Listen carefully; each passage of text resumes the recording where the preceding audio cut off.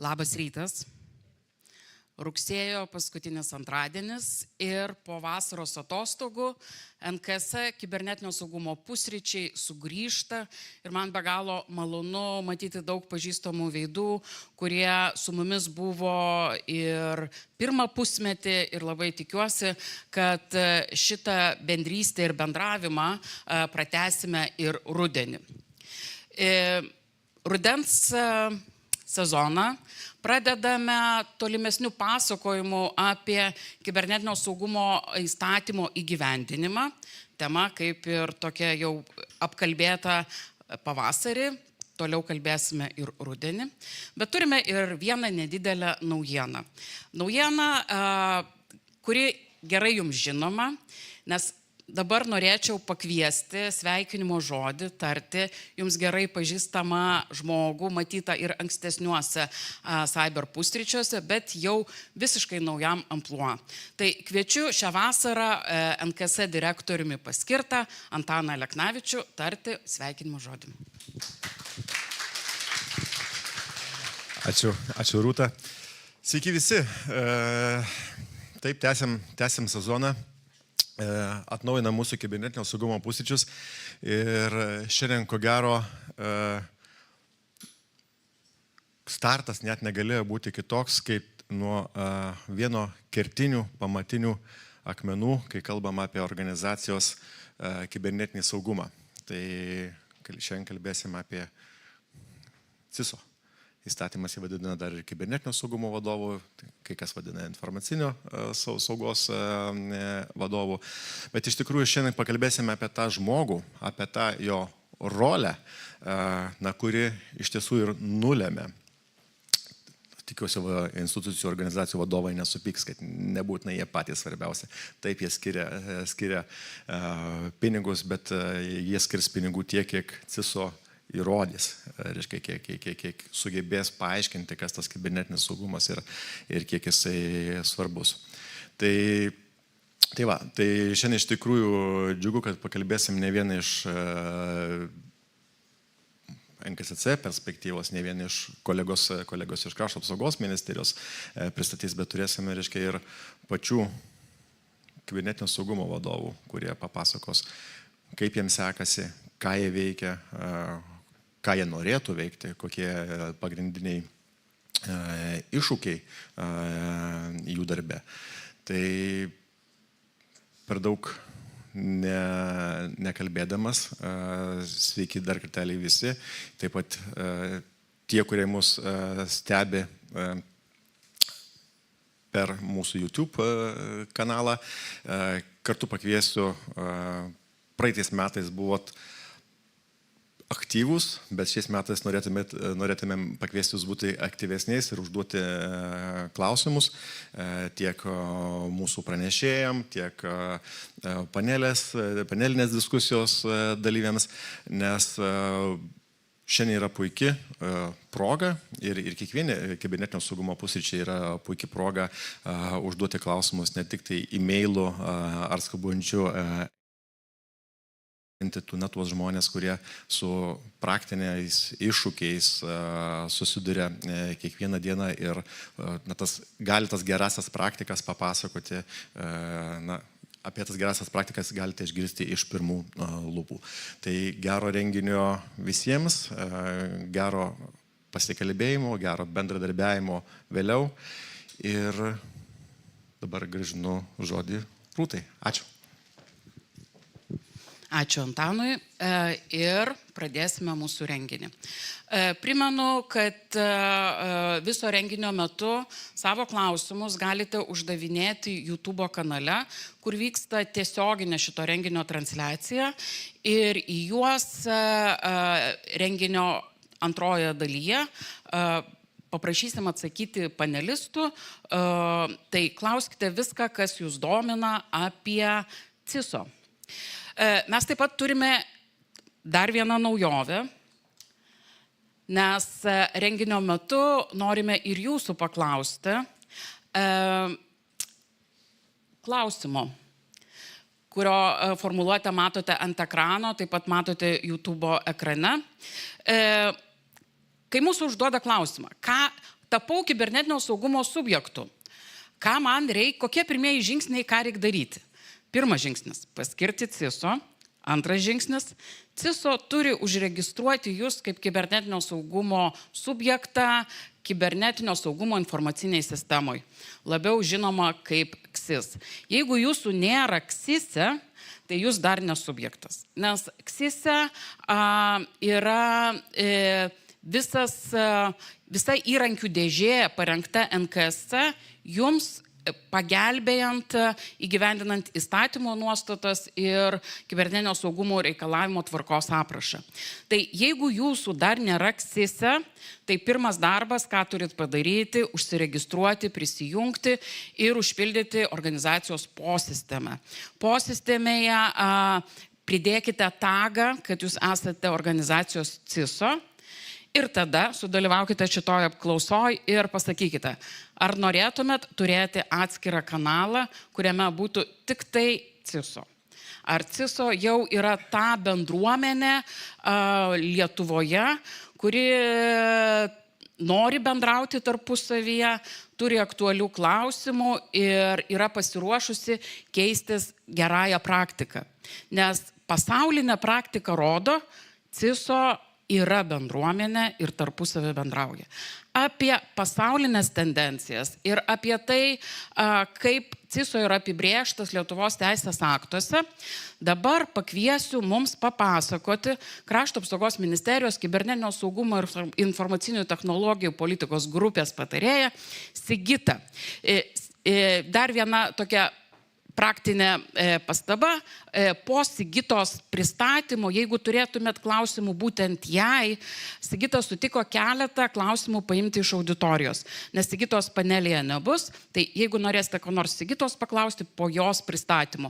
Po kitų pranešėjų klausimų nepriminėsime, jau juos visus sudėsime į panelinę diskusiją. Sigita? Sveiki, bandau mikrofoną.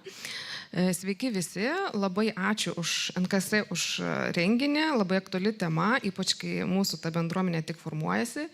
Tai iš tikrųjų norisi pakalbėti apie tą CISO ir koks buvo lūkestis, nes kartais tarp įstatymo teksto eilučių pasimeta ta pagrindinė mintis, tas lūkestis ir nežinom, ko mes siekiam turėdami tokį reikalavimą turėti CISO. Tai gal atsakymų visur negausit, bet bent jau pabandysiu pateikti principus, kuriais remiantis galėsit surasti tą formulę savo CISO organizacijoje. Dabar kalbant, dar irgi norisi išsklaidyti tą tokį neviereikšmiškumą, dviprasmiškumą, kodėl kalbam apie CISO, o KSI yra parašyta kibernetinio saugumo vadovas. Tai iš tikrųjų čia yra dvi priežastis. Visų pirmiausiai, anksčiau informacijos saugumas buvo didesnės sritis negu kibernetinis saugumas ir automatiškai jis pradėjo augti ir dabar jau yra tendencija konverguoti, tos dvi sritys sutampa, informacijos saugumas jau yra kalbama apie vieną, rolės sutapatinasi. Ir antra priežastis, kai mes įrašėme į įstatymą kibernetinio saugumo vadovą, nes turėjome pasirinkti kažkokią savoką, apibrėžti tai roliai. Tai iš tikrųjų klausia, tai kas jis toksai, ką jis turi daryti, apie ką čia, tai kaip yra paminimas CISO, visiems pasidaro aiškiau ir tiesiog, jeigu mes galvom apie kibernetinio saugumo vadovą, mes turėtumėm orientuotis į CISO turimas kvalifikacijomis, gebėjimus. Ir tiesiog ir šioje prezentacijos irgi sinonimiškai naudosiu tiek CISO, tiek kibernetinio saugumo vadovą. Taip, dabar toliau, jeigu mes kalbėsim apie tai, ar svarbus kibernetinės saugumas organizacijų, tai iš tikrųjų taip, mes turim daugybę rolių, kurios kažkiek prisiliečia prie kibernetinio saugumo. Yra tos, kurios labai tiesiogiai, kaip kibernetinio saugumo vadovas, kaip saugos įgaliotinis, bet yra ir kitos, kurios dalyvauja atlikdami tam tikras funkcijas ir padeda tiem žmonėms įgyvendinti tikslus, saugumo tikslus.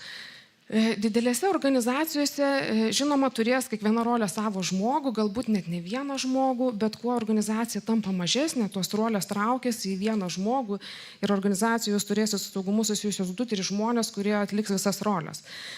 Dabar kokie yra privalumai, kai mes turim atskiras rolės? Tai visų pirmiausia yra aiškiau, kas ką daro, yra atskiros funkcijos, atsakomybės labai aiškios, mes galim tiesiog gilinti kvalifikaciją tų žmonių ir tiesiog mūsų ta tema labai specifinė, jinai tampa labai gili ir tampam ekspertais toje srityje. Bet tokiu atveju, kai mes turim daug rolių, tiesiog daugiau mes turime investuoti į susikalbėjimą, nes yra daug rolių, reikia keistis informaciją, žinoti kokią pateikti, kada, kam. Ir būtent va čia mes sugaištam tą didžiausią laiką integruoti, susikalbėti. Kai yra maža organizacija, tai mes laimim tuo, kad vienas žmogus žino viską, mes neturime integruotis, viską žinom. Bet čia problema ta, kad vienas žmogus atlieka kelias rolės ir tada tiesiog atsiranda tas konfliktas tarp rolių. Ir mes kartais net nelabai aiškiai priimam sprendimą, net nežinom, kodėl priimam to sprendimą, kurioje rolėje būdami. Dabar kalbant apie finansus, kas yra aktualiausia tiek organizacijoms didelėms, tiek mažoms. Mažos neturi tų pinigų, didesnės turi, bet jie visi sprendžia tą patį tikslą - pinigus išleisti racionaliai. Mažos organizacijos galbūt kibernetiniam saugumui skirs mažiau pinigų, nes tiesiog tai nebus žiūrima kaip didelė vertę kūriantis dalykas. Didelėse organizacijose yra labai daug prioritetų, reikia turėti labai geras galimybių studijas, business cases ir vėlgi čia neaišku, ar laimės ar ne. Tai jie visi turi tą pačią problemą, reikia kibernetinį saugumą atskleisti jo vertę. Tai jeigu tai pavyksta, tie pinigai skiriami, jeigu ne, neskiriami. Dabar kalbant apie tuos irgi lėšas, apie CISO skirimo organizacijų, tai dažnai būna klausimų, kad CISO yra labai brangus, jų nėra, ką daryti.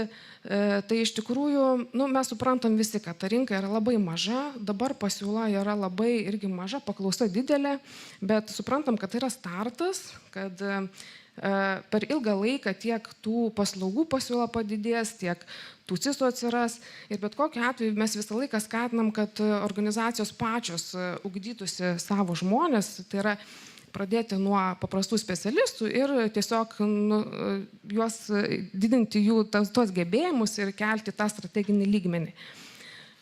Kalbant apie brandą, tai vėlgi, brandžios organizacijos jos turės tas visas rolės, pas jos kibernetinis saugumas irgi bus pakankamai stiprus ir tai neteina per teisės aktus, tai ateina natūraliai per tai, kad nori teikti geresnės paslaugas klientams, nori būti patikimi, stabiliai veikti, ilgai veikti rinkoje ir tas kibernetinis saugumas, ten yra netgi, sakyčiau, reikalavimai yra užtikrinami daug didesni negu teisės aktuose nustatyti.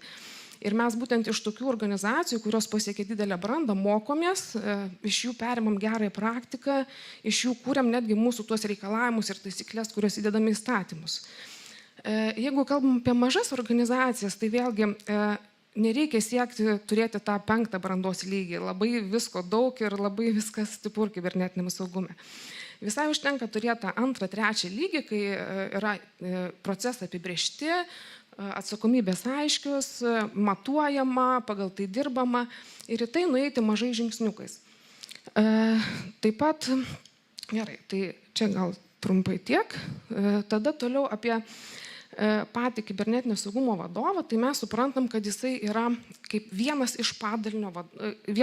iš vadovų ir čia matot tą terminologiją iš pasaulinės praktikos.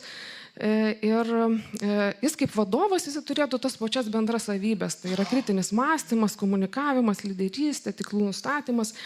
Be abejo, jisai turės ir specifinės savybės, nes bet koks CISO jisai ateina iš kažkurios srities.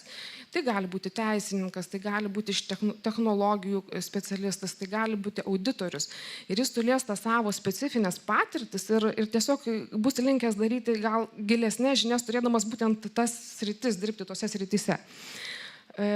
Dabar dar irgi labai svarbu pakalbėti apie tą vietą CISO saugumo vadovo. Ar jisai turėtų būti IT padalinyje ar ne? Čia yra tokius labai daug diskusijų. Ir tai matyt susiklostė dėl to, kad tas saugumas, jisai dažniausiai buvo siejamas su technologijų saugumu ir automatiškai tai būdavo IT padalinyje. Ir vėliau tas pradeda atsiskirti, kadangi suprantama, kad saugumas nėra tik tai apie technologijas, tai yra šiek tiek daugiau. Ir dabar jau yra žiūrima taip, kad saugumas yra siejamas su organizacijos saugumu, su organizacijos veiklos saugumu, ne tik su technologijomis. Ir dar kita priežastis yra ta, kad IT jisai yra skirtas teikti paslaugas veiklos padaliniams. Tai yra įgyvendinti jų užmanymus greičiausiai, greitai reaguoti, sukurti funkcionalumus, pasiekiamumą užtikrinti, teikti kokybę. Ir jie orientuoti yra tai, kaip reaguoti į veiklos padalinio poreikius. Tuo tarpu saugumas, jisai daugiau kalba apie rizikas, apie atitikti ir tada gaunasi konfliktas, kad vieni norėtų greičiau pateikti kažkokį naują produktą, kiti norėtų pagalvoti apie saugumą, ar tikrai čia gerai. Ir nesinori, kad tas sprendimas būtų priimamas IT padalinio vadovo. Tai yra susijęs su organizacijos reikalais. Todėl tai turėtų pakelti šiek tiek aukščiau iki paties organizacijos vadovo. Toliau yra apie tas šiek tiek atsakomybės. Tai atsakomybių yra daug. Atitiktis, rizikų valdymas, planavimas, veiklos tęstinumas, atskiros priemonės. Bet jeigu žiūrėsim apie kibernetinio saugumo įstatymą, tai iš tikrųjų tenai yra numatyta, už ką atsakingas kibernetinio saugumo vadovas ir būtų minimaliai reikėtų orientuotis būtent tą įgyvendinti. Čia neapsistosiu ilgai. Dabar apie iššūkius, tai manau, čia dar šnekės toliau mūsų dalyviai, bet ką norisi paminėti, kad nesinorėtų galvoti, kad organizacijos paskiria kibernetinio saugumo vadovą, pasideda pliusiuką ir atitinka įstatymą. Ne, norėtųsi šiek tiek daugiau. Kibernetinio saugumo vadovas tai yra tik tai žmogus, į kurį sueina visa informacija. Bet tą informaciją sukurti turi visi. Ir visi turi padėti jam sukurti informaciją, jis taip pat teikia iš savo pusės irgi tam tikras rekomendacijas ir padeda gyvendinti saugumą. Tai iš tikrųjų jisai yra tarp tokioje nevienalytėje aplinkoje. Jisai turi vadovą, jis turi darbuotojus, jis turi padalinių vadovus ir turi su visais bendrauti. Tai iš tikrųjų tam, kad jisai sėkmingai sukurtų saugumą organizacijoje, tai reikia paramos iš visų. Ypač jeigu tai yra naujas kibernetinio saugumo vadovas. Pirmiausia, tai yra iš vadovybės, nes mes suprantam, kad darbuotojas, CISO, tai yra tik darbuotojas. Jisai sukuria rezultatą, jį pateikia vadovui, vadovas priima sprendimą. Todėl kibernetinio saugumo įstatyme jam nėra numatyta sankcijų, kažkokių atsakomybių. Jeigu organizacija nori skatinti darbuotojus, tai yra jos vidinio reguliavimo reikalas. Taigi, kai mes turim vadovybę, tai norisi, kad jinai daugiau remtų, išsakytų aiškiai lūkesčius, įsitrauktų į jo organizuojamas veiklas, kalbėtųsi, įsiklausytų, kviestų į pasitarimus. Iš darbuotojų tai labai paprastų dalykų norisi, kad jie laikytųsi tų reikalavimų, rekomendacijų, eitų į mokymus, klaustų, nebūtų abejingi, o tiesiog dalyvautų, nes gal svarbiausia darbuotojo savybė yra kritinis mąstymas. Tiesiog turi mąstyti ir priimti sprendimą ir tiesiog būti proaktyvus. Iš padalinių vadovų tai norisi to daugiau bendradarbiavimo, keičiantis informaciją ir suderinant skirtingus tikslus ir remti vienas kitą įvairiuose procesuose. Dabar toliau apie kibernetinio saugumo vadovo įstatymę, tai čia rasite tik tai 15 straipsnį, už ką jis atsako, labai trumpai, už 14 ir 18 straipsnių reikalavimų gyvendinimą, tai yra apie kibernetinius incidentus ir apie kibernetinio saugumo rizikų valdymo priemonės. Daugiau yra išplėsta, nes įstatymas, suprantam, yra tik tai tam tikros trumpos nuostatos, jos yra išplečiamos po įstatyminiam teisės akte, tai yra kibernetinio saugumo reikalavimo aprašas. Čia rasite, už ką jis atsakingas daugiau, tai yra už rizikos vertinimus, dalyvavimai incidentų tyrimuose, atitikties vertinimai, dokumentų parengimas. Bet čia tiesiog nesinori, kad pasimirštų vienas labai svarbus dalykas, kad Visas įstatymas ir poįstatyminis teisės aktas yra skirtas tam, kad padėtų jums nurodyti kryptį, kokius dokumentus jūs organizacijoje turite pasirengti. Ir iš tikrųjų visas kibernetinio saugumo vadovo funkcijos suguls jūsų parengtuose politikos dokumentuose. Tai būtent ką jūs ten nustatysit, tai tą jis ir turės daryti. Bet čia vėlgi reikėtų žiūrėti tam tikrų principų, kokias funkcijas jam numatyti, kokias ne. Ir pavyzdžiui, mes su NKS ir mūsų vykdytojai, kai rengiam šablonus, kurie tikriausiai bus tuoj pristatyti, tai kibernetinio saugumo vadovų yra numatyta bent apie virš 100 veiksmų, ką jis turi atlikti, o saugos įgaliotinė šiek tiek mažiau. Tai tiesiog matom, kad jisai tikrai turės ką veikti. Dabar apie kibernetinio saugumo vadovą ir saugos įgaliotinį, jo tarpusavio santyki.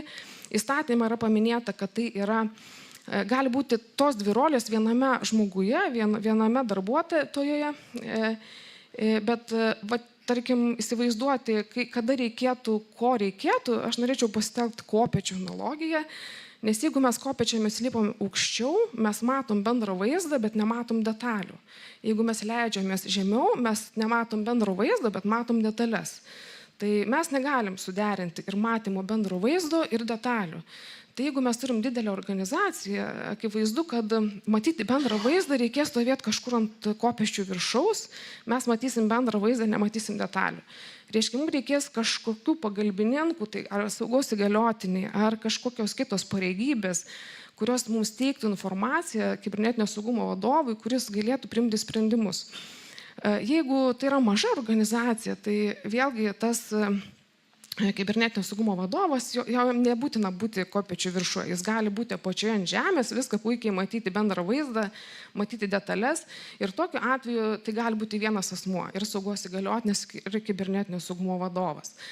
Tai taip, tai tada kibernetinio saugumo, tiesa, saugos įgaliotinis teisės aktuose jo funkcijos yra išlikusios tokios pačios, nes mes iš tikrųjų nenorėjom griauti to, kas yra sukurta, norėjom tiesiog įvesti tą strateginį aukštesnį lygmenį. Ir vienas, ką jis galėtų atiduoti kibernetinio saugumo vadovui, kokią funkciją, tai yra politikos dokumentų derinimą, rengimą.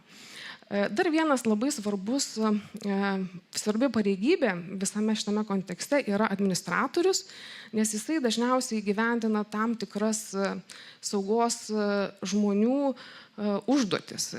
Ir čia yra, vėlgi, gali būti konfliktas, nes administratorius tikriausiai bus IT padalinyje, kibernetinio saugumo žmonės kitame padalinyje ir ne visada gali jie susikalbėti, ne visada klausyti vienas kito nurodymų. Ir tokiu atveju svarbu nepamiršti susidėlioti eskalavimo grandinės. Tai yra, jeigu nepasiseka kalbėtis tarp paprastų specialistų, mes keliame aukštesnį ir jeigu reikia iki vadovo, nes tai yra labai svarbu dėl to, kad kiekvienas padalinys turi savo tikslus ir tiesiog mes turim susiderinti tuos tikslus. Taip, tai gerai, dabar apie reikalavimus ir apribojimus. Tai yra numatyti įstatyme ir pagrindiniai reikalavimai kibernetinio saugumo vadovui, tai yra nepriekaištinga reputacija, jinai numatyta valstybės tarnybos įstatyme, galioja tiek privačiam, tiek viešam. Taip pat neturi būti nuobaudų už pažeidimus ir patirtis, 2 metai patirtis, diplomai, tai gali būti tarptautiniai, tai gali būti sertifikatas NKSC.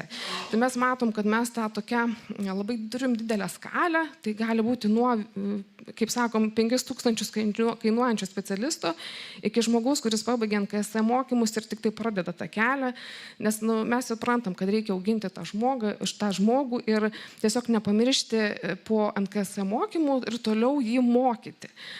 Apribojimai, tai vėlgi jisai negali vykdyti funkcijų, kur, kaip sakiau, su IT padalinio funkcijų, kai jeigu jisai kažką tai administruoja, prižiūri, valdo, kuria, tai jeigu jisai IT padalinėje, tai jisai jau negalėtų būti kibernetinio saugumo vadovu. Dabar kaip jo tapti, tai tiesiog labai trumpai, tai vėlgi, kaip ir sakiau, pradedam nuo paprasto specialisto, jį ugdome, suteikiama daugiau įgaliojimų, pradeda vadovauti komandai, daugiau atsakomybių Ir tas mūsų pradedantis žmogus, jisai skiriasi nuo to žmogaus, kuris jau turi, tarkim, gali gauti 5000 algą, skiriasi savo patirtimi, nes galbūt tas ekspertas jau ilgai dirbantis, jisai per ilgą darbo laiką yra sukaupęs daug žinių, patirties, moka vadovauti, jisai greičiau priima sprendimus, žino tam tikrus šablonus, kaip reikia elgtis. Jūsų naujas žmogus jis to nemokės. Tai tiesiog čia yra tas minusas, jauno ir jūsų specialistų organizacijoje privalumas yra tas, kad jis žino apie jūsų organizaciją viską, jam nereikia mokytis.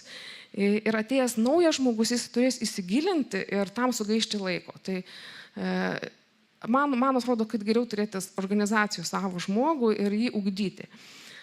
Ir tada jau paskutinė skaidrė. Tai tiesiog apie tą lūkestį, kad mūsų kibernetinio saugumo vadovo tikslas, įdedant į įstatymą, buvo tas, kad mes norim sumažinti fragmentaciją, nes tie saugos įgaliotiniai, jie buvo tarytum priskirti už savo atskiras sistemas atsakingi, bet nebuvo to strateginio lygmens ir niekada negalėdavo žinoti, kur mes einame su saugumu bendrai organizacijų, nes kiekviena skirtinga sistema turi galbūt savo saugumo tikslų. Ir tai yra taip pat pagalba vadovui, priimant sprendimus, nes žinom, kad įstatymė yra daug tam tikrų sankcijų ir vadovui, jo atsakomybė yra už kibernetinį saugumą. Ir kas svarbiausia, tai mes visi žinom, kad organizacijos turi labai puikius pasirinktus dokumentus, bet tai yra tik popierinis kibernetinis saugumas. O tam, kad jis taptų gyvu, augančiu, bręstančiu, tai tiesiog tam reikia žmogaus, kuris to rūpintųsi. Tai tiek. Tikiuosi spėjau. Ne? Čia Sigitai. Ar turėtumėt klausimų, Sigitai? Taip, tuoj mikrofoną jums atneš. Kaip Jūs manote, nes šiaip informacijos saugumo įvedimas organizacijoje, nesvarbu nuo jos dydžio, yra didžiulis kultūrinis pirmiausia pokytis. Ir jeigu mes sakome, kad geriausia savo auginti, tai tas žmogus jau yra užaugęs toje kultūroje ir gali būti, kad užaugęs nebūtinai su tinkamai kultūrai. Taip, ne? Ir jam labai sunku tada įvesti tą kultūrinį pokytį ir tokiu atveju arba jisai turi turėti labai stiprų vadovybės, tai šiuo atveju CEO palaikymą, arba tada tiesiog atskirą imti iš išorės žmogų, kuris ateis su naujom idėjom, pamatys galbūt tai, kas, jisai pradės kvestionuoti status quo. Ne? Tai šitoj vietoj galbūt dar galėtumėte tokius pliusus ir minusus paminėti. Ačiū už klausimą, iš tikrųjų labai geras, nes aš suprantu, kad organizacijos jos tokios būna savo cikle užstrigusios ir neturi kaip išeiti. Tai čia gal tokie keli patarimai. Visų pirmiausia, tas kibernetinis saugumas prasideda nuo vadovų. Tai reikėtų vadovą leisti mokymus, su juo kalbėtis.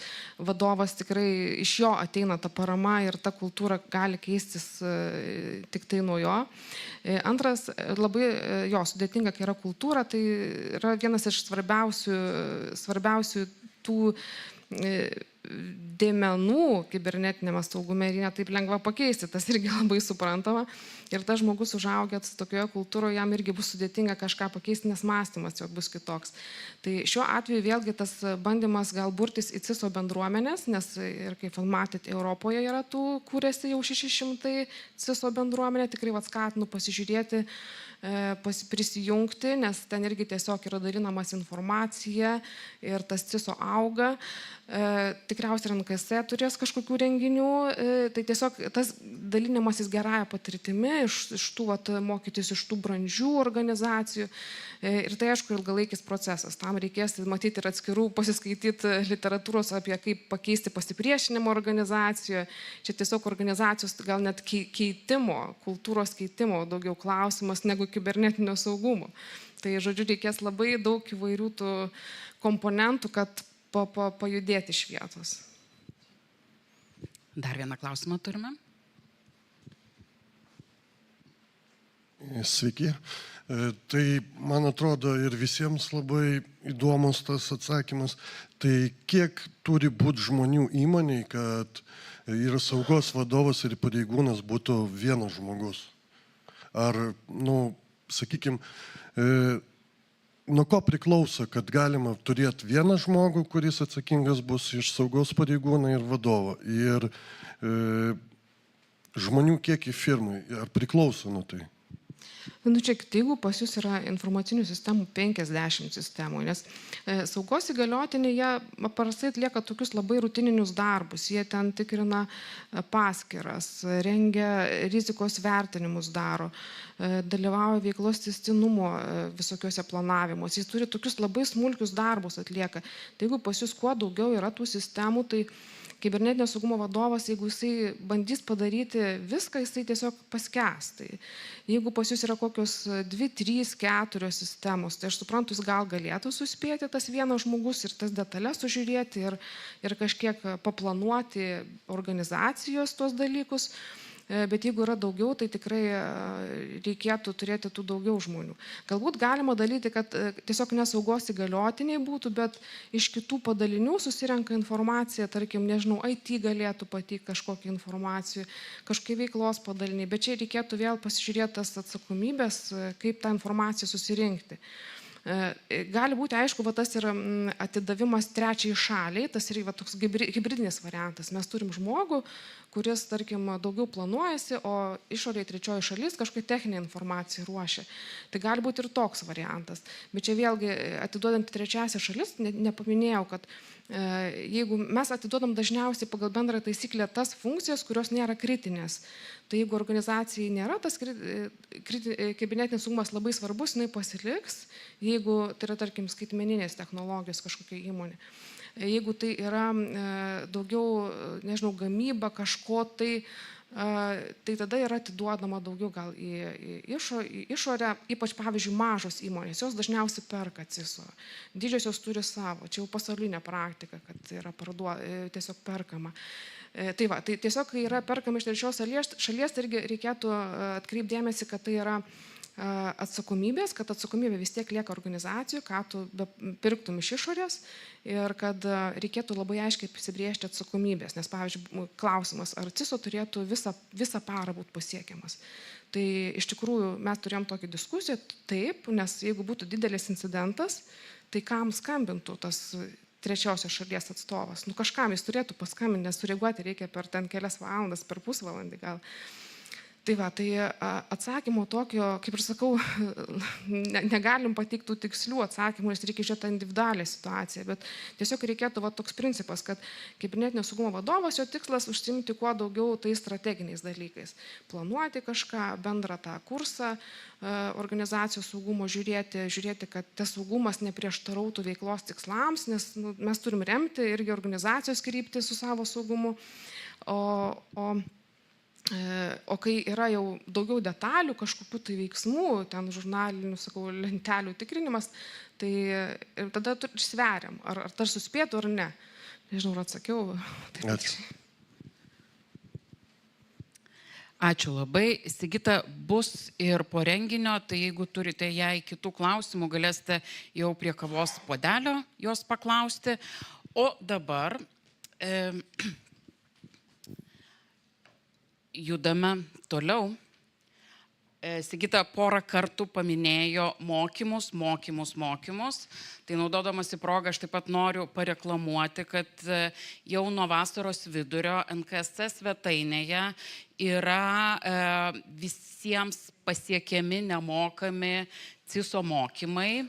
Nėra jie trumpi, tai reikia susiplanuoti laiko, bet jų pabaigoje išlaikius testą išduodame pažymėjimą apie kursų baigimą ir šitie mokymai laikomi baziniu išsilavinimu reikalingų CISO. Tai jeigu jūs jau dirbate organizacijoje šitą darbą, bet neturite kvalifikacijos pažymėjimo arba norite prisiminti bazinius dalykus, ekrane matote QR kodą, kviečiu prisijungti, registruotis, susiplanuoti savo darbotvarkei po valandą tobulėjimui ir mokymuisi ir pabaigti kursą.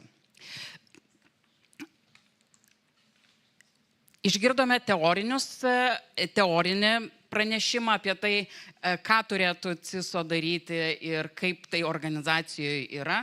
Matėm ir skaičius apie patiriamą stresą, apie iššūkius, su kokiais susiduria CISO. Todėl noriu dabar pakviesti, kad savo praktiniam žiniom pasidalintų Raimundas. Raimundas pas mus atvyko iš EPSO-G, jis yra šios organizacijos CISO. Tai kokie yra... Nėra skaidrių. Gerai. Tai pats geriausias pristatymas yra be skaidrių. Tada visas dėmesys pranešėjui. Raimundai? Ačiū už šiltą pristatymą. Jo, skaidrių nerengiau. Jeigu galima jų nerengti, tai būtinai reikia ir nerengti. Lentelių, kažkokių statistikų tikrai šiandien nepateiksiu. Daugiau norėsiu pasikalbėti. Aš esu iš EPSO-G įmonių grupės. EPSO-G įmonių grupė yra elektros ir dujų perdavimo operatoriai. Tai iš esmės nacionaliniam saugumui svarbios įmonės. Taip pat yra elektros perdavimo rangovinė organizacija TETAS, Baltijos biokuro birža, pati EPSO-G ir EPSO-G Invest, kuri vysto gynybos pramonės projektus su Rheinmetall ir kitais. Tai pakankamai sektorių svoris rizikos čia yra didelės. Organizacija kibernetinio saugumo branda turbūt yra kažkur tais aukščiau, turbūt gal negu tie pradmenys, apie kuriuos kalbėjom čia ką tik. Savo turbūt, kuo mes ten užsiemam ir savo karjeros pasiekimą didžiausią turbūt įvardinčiau tai, kad šiais metais teko garbė vadovauti komandai, kuri šiais metais užtikrino, kad sinchronizacija su kontinentinė Europa įvyko be kibernetinių incidentų. Ir tai buvo tikrai ilgalaikis, sudėtingas projektas, ir kuris labai aiškiai parodė, kad strateginė vizija, aiškiai ilgalaikė, yra labai svarbus sėkmės faktorius. Tai šiandien mano pristatymas bus daugiau apie tai, iš praktinės tos pusės, pasidalinsiu, kuo skiriasi galbūt CISO nuo ISO, nes šiandien išgirdau žodį CISO labai daug kartų, bet nebūtinai tai yra tai, kas galbūt galėtų būti brandžiose organizacijose suprantama. Taip pat papasakosiu apie iššūkius, kas yra tas darbas ir ką reikėtų žinoti, jeigu norėtume pakilti į tą strateginį lygmenį. Sekantis skaidrė, sakyčiau, bet jos nėra, kaip gerai. Tai turbūt iš tos pusės užduotis publikai, pakelkite ranką, jeigu matėt skelbimą, kur ieško CISO, kuris formuos strategiją, viziją, rūpinsis visais šitais dalykais, bet šalia to dar ir rūpinsis kibernetinio saugumo įvykių stebėsina, sistemų konfigūravimu ir panašiai. Pakelkite, ar yra tokių. Beveik visa salė. Tai parodo labai tą tokį išblukusią ribą, tai visgi kur yra CISO, kur ten nėra, galbūt kažkaip kitaip vadinasi. Tai šiandien nekalbėsiu apie kitas rolės, tokias kaip SOC analitikai ir panašiai, bet pakalbėsiu daugiau CISO ir ISO. Tai kas yra ISO? Informacijos saugos officer, arba Information Security Officer, arba informacijos saugos pareigūnas, galbūt kibernetinio saugumo vadovas arba informacijos saugumo vadovas. CISO nuo ISO skiriasi techniškai žiūrint nelabai stipriai, praktiškai vieną raidę – C. Tai skirtumas nedidelis, bet iš tikrųjų tai parodo tam tikrą galbūt vietą struktūroje pas save organizacijų, kur ta pareigybė turėtų būti. Tai pirmas dalykas tai, kad ji turėtų būti pavaldi bendrovės vadovui kaip aukščiausio lygmens pareigybė, nes tai Chief Information Security Officer. Tai čia ačiū labai kibernetinio saugumo įstatymo kūrėjams už tai, kad jie pasirūpino, kad ta pareigybė turėtų pakankamą svorį, būtų lygiavertė CIO, tai yra IT vadovui, ir būtų galima surasti bendrus teisingiausius sprendimus. Kitas dalykas yra, vėlgi, kadangi tai yra chief pareigybė, jinai šiaip jau turėtų turėti pavaldinių, kurie tikėtina turėtų būti vidutinės grandies vadovai, tie patys ISO arba kiti kibernetinio saugumo srities vadovai, kurie atlieka tam tikras funkcijas savo atsakomybės ribose. Tai tas tikrasis CISO, maždaug aš kaip įsivaizduoju, turėtų būti štai toks ir struktūroje, bet turbūt daug labiau svarbiau yra atliekamos funkcijos. Tai irgi galim palyginti, jeigu ISO arba kibernetinio saugumo vadovas turėtų rūpintis reikalavimo atitiktimi, pagrindinis jo darbas būtų atitikti kibernetinio saugumo reikalavimus, DORA galbūt reikalavimus. Jeigu tokie nėra, jie privalomi, tokiu atveju galbūt pasirinktam standartui atitikti, pasirinkant ISO įgyvendina ISO 27000 standartą, kažkaip labai gražiai viskas gaunasi. Ir čia jau CISO šitoj vietoj gerai dirbs, jeigu užtikrins verslo atsparumą, jeigu įgyvendins valdybos lūkesčius ir jisai tą turi daryti vadovaudamas strateginiam lygmenyje, reiškia rūpintis tą viziją ilgalaikiais kažkokiais rizikos valdymo tikslais ir parodyti tą kryptį, atsakyti visus klausimus, kurie kyla valdybai. Tai iš to, ką šiandien girdėjau pristatė kolegos, tai visgi lūkestis turėti CISO, bet tikrai reikėtų pasakyti, kad jeigu norim turėti CISO, jam reikia ir komandos, nes kitu atveju jis galbūt yra informacijos saugos vadovas, kuriam neblogai seksis. Klausimas irgi jums, pakelkite ranką, jeigu manot, kad ISO gali visgi padengti tą strateginį lygmenį. Pakelkit nedaug rankų, keletas, bet aš visiškai su jumis sutinku, kadangi aš pats Litgridė daugiau nei 10 metų dirbau ISO pozicijai ir tą strateginį lygį vienaip ar kitaip dengiau. Ir pats faktas, kad elektros šviesoj sulaukiau sinchronizacijos irgi parodė, kad turbūt labai prastai gal man ir nesisekė. Bet atsakymas gali, bet iki tam tikros ribos. Ir kur ta riba yra? Jeigu ISO įgyvendina, tarkim, kibernetinio saugumo įstatymo reikalavimus, jisai žino iš tikrųjų pakankamai aiškiai, ką reikia darytis, iš to susigeneruoja tikrai nemažas darbo krūvis, nes reikia pridėti dar ir saugos operacijas ir galbūt vadovavimą, reikia pridėti darbą su vadovybė, sistemų apsauga ir taip toliau. Tuo tarpu, jeigu uždaviniai yra gerokai sudėtingesni, jeigu tai yra kaip EPSOG atveju įmonių grupė, kur yra absoliučiai skirtingos organizacijos su skirtingais kibernetinio saugumo poreikiais, jeigu rizikos tolerancija yra labai žema, reiškia, jeigu norim būti atsparus ne tik programišiams, bet ir labiau sofistikuotoms hakerių grupuotėms ar valstybės finansuojamos grupuotėms, jeigu norim labai greitai per kažkokį nustatytą laikotarpį pakelti kibernetinio saugumo brandą organizacijai, matyt, tai jau labai nemenkas yra cyber security governance uždavinys. Reiškia, tam reikia skirti tikrai atitinkamą adekvatų dėmesį, susivienodinti, pavyzdžiui, per visą įmonių grupę matymą, kur mes siekiam galbūt vienoje organizacijoje ir ko nesiekiam kitoj. Ir tai yra darbas jau, kurį ISO galėtų atlikti, bet tiesiog jis turi atlikti ir kitas funkcijas. Jis turi viską įgyvendinti, prižiūrėti tą day-to-day darbą, kad viskas būtų atliekama tinkamai. Ir čia jau ateina ta CISO rolė, Chief Information Security Officer. Ir turbūt aš pats galvoju, gal paaiškinti galėčiau, kodėl manau, kad ta rolė yra svarbi. Tai pagrindinis turbūt momentas, jeigu tai liečia kažkokius tais milijonų vertės klausimą, nacionalinio saugumo klausimą, tai turbūt kiekvienam vadovui reikėtų susimastyti visgi, ar adekvatu yra tai, kad tą strateginę vadovavimo rolę užima kažkas galbūt, kas kaip ISO pozicija dirba best efforts principu, reiškia, jisai įgyvendina, kiekvieną dieną dirba, kad būtų įgyvendintos priemonės, bet nesirūpina galbūt tinkamų pamatavimų, nes tam neturi laiko. Arba kitas dalykas, labai dažnai tą rolę užima ISO tiesiog vadovas, kuris nėra profesionalas. Tai vėlgi tai nėra tinkamas turbūt ir geras kelias, todėl kad ISO vadovas, nors ir galbūt yra kažkokios kitos ryties C lygmens vadovas, jis dažniausiai replikuoja ISO nuomonę tiek, kiek jam jos ten pateikia. Patys iššūkiai, turbūt ir apie ką yra tas darbas, su kuo susidūrėm, CISO pozicija, bet čia lygiai taip pat ir tinka ir ISO.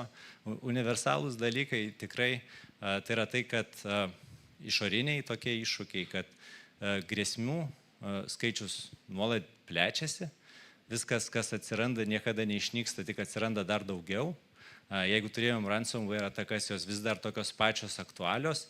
Jeigu turėjom third parties risk, supply chain rizikas ar insider risks, šiai dienai jos patapo dar aktualesnės, turbūt kelis kartus. Jeigu neturėjom dirbtinio intelekto, kvantinių technologijų, tai šiai dienai jau turim ir turbūt kitais metais turėsim dar kažką tais naujo ir kitokio ir su viskuo reikia susitvarkyti, viską suplanuoti, žiūrint iš tos strateginės tolimos perspektyvos.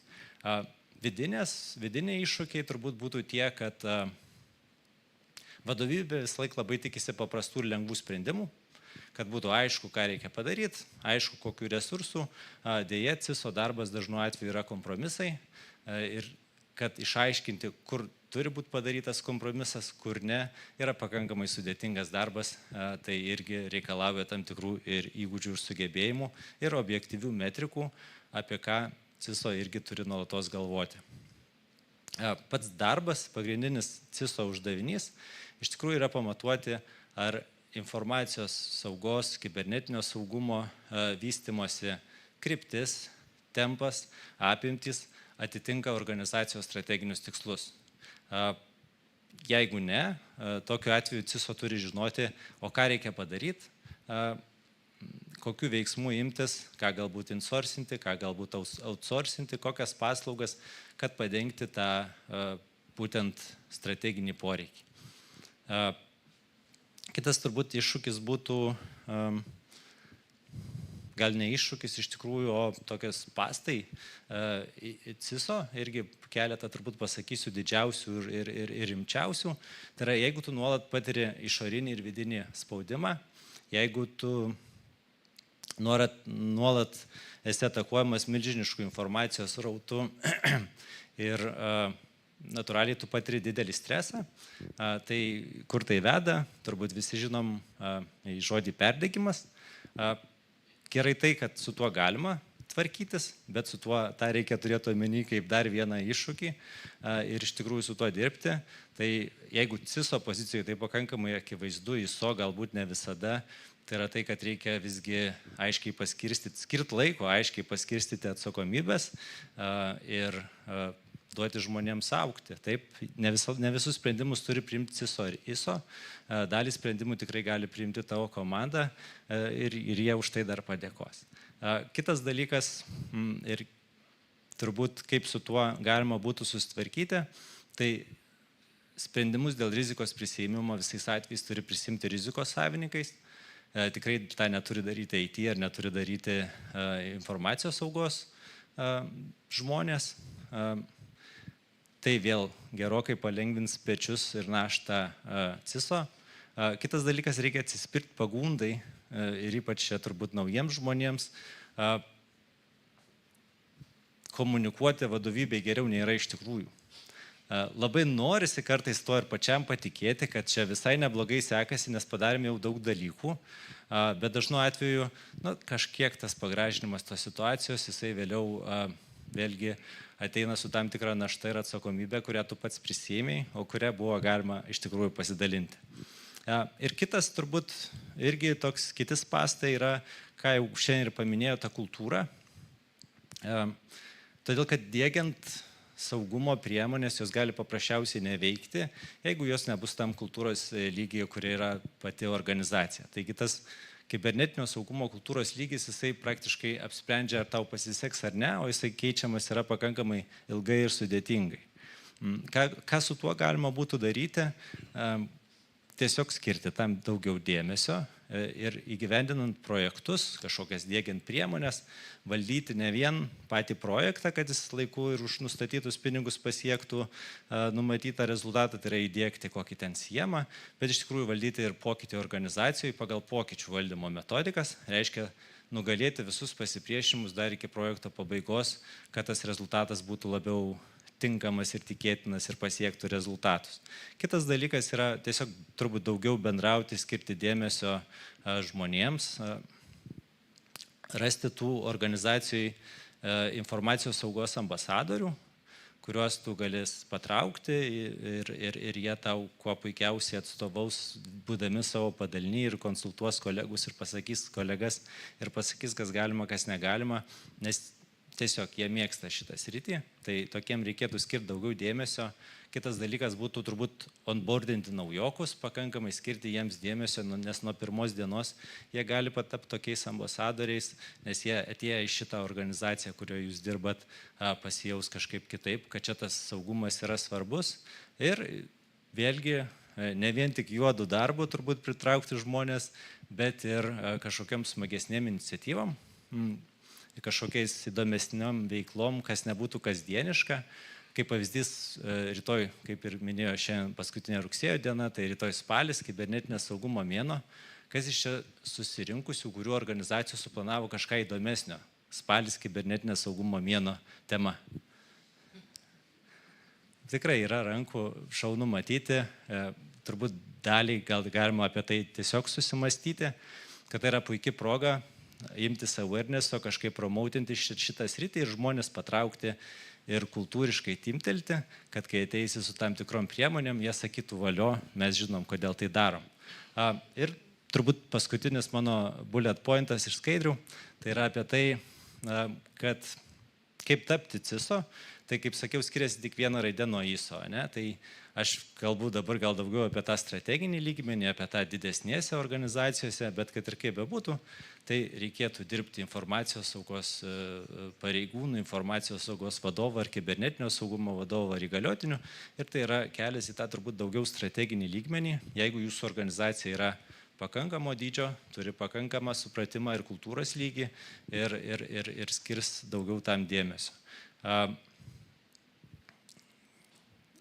Ką reikėtų turbūt daryti, net jeigu nėra pas jūs CISO, bet galėtų būti, tai turbūt imtis iniciatyvos ir tiesiog dirbti tam strateginiam lygmenį, net jeigu tą turėtų daryti jūsų vadovo vadovas ar dar kažkas, į ką nesunku parodyti pirštu, bet iš tikrųjų parodyti tą iniciatyvą, pavyzdžiui, paimti, parodyti, kur organizacija gali nueiti per 3-5 metus, parodyti, kokių resursų reikia ir pastangų tam. Dar geriau turbūt tą planą įgyvendint ir įgyvendinus padaryti dar kitą, dar geresnį planą ir tokiu būdu susikurti turbūt tą pasitikėjimą pas save organizacijoje, kad tau patikėtų valdyti kažką tais daugiau, rimčiau ir patikėtų, kad tu gali organizaciją nuvesti į tą brandžiausią tašką. Tai taip, iš esmės tai buvo mano sėkmės istorija ir tai galėtų būti jūsų šansas ir tų, kurie šiandien tik pradeda tą kelionę. Ačiū.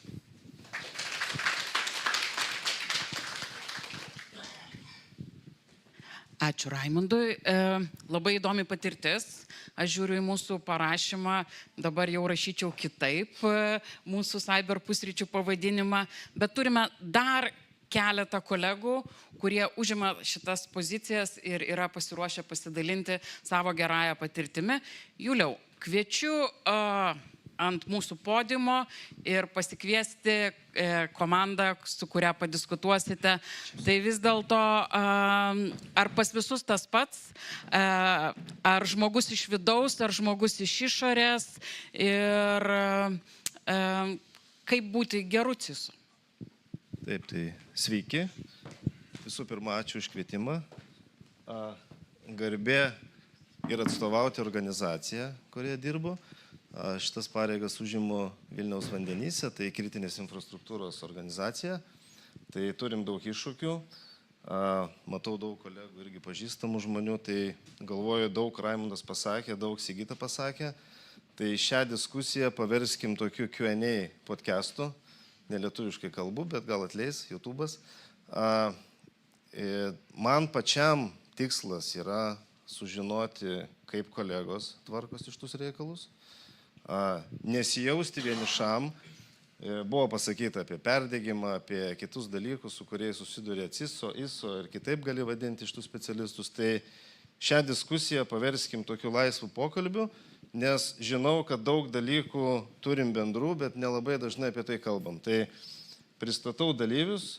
Raimundą jau žinom, EPSOG CISO, Richardas, Vilniaus miesto savivaldybės atstovas ir nacionalinės mokėjimo agentūros prie Žemės ūkio ministerijos atstovas Mindaugas. Tai aš galvoju, gal pokalbį apskritai pradėkim kitaip, truputėlį įtraukim auditoriją, nes matau, kad yra ir mažesnių įmonių organizacijų ir paslaugų teikėjų. Tai šiaip kalbant apie CISO kaip tokį, labai dažnai girdima, kad imam paslaugą iš išorės. Tai ar galėtumėt pakelt rankas tie, kurie perkat paslaugą iš išorės arba teikiat tokią paslaugą kaip CISO as a service? Ok, kokie 6.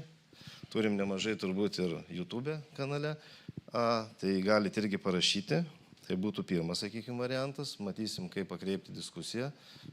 Klausimas, ar turit savo žmogų apskritai dedikuotą tiem reikalam? Rankų miškas. Ja. Ok, yra. Gal net sakyčiau daugiau. Klausimas dabar trečias. Ar tą funkciją vykdo IT skyrius? Kas labai buvo populiaru. Nėra. Tai reiškia, čia susirinko brandesni organizacijų atstovai. Dar gali būti variantas, kad apskritai nieko nėra.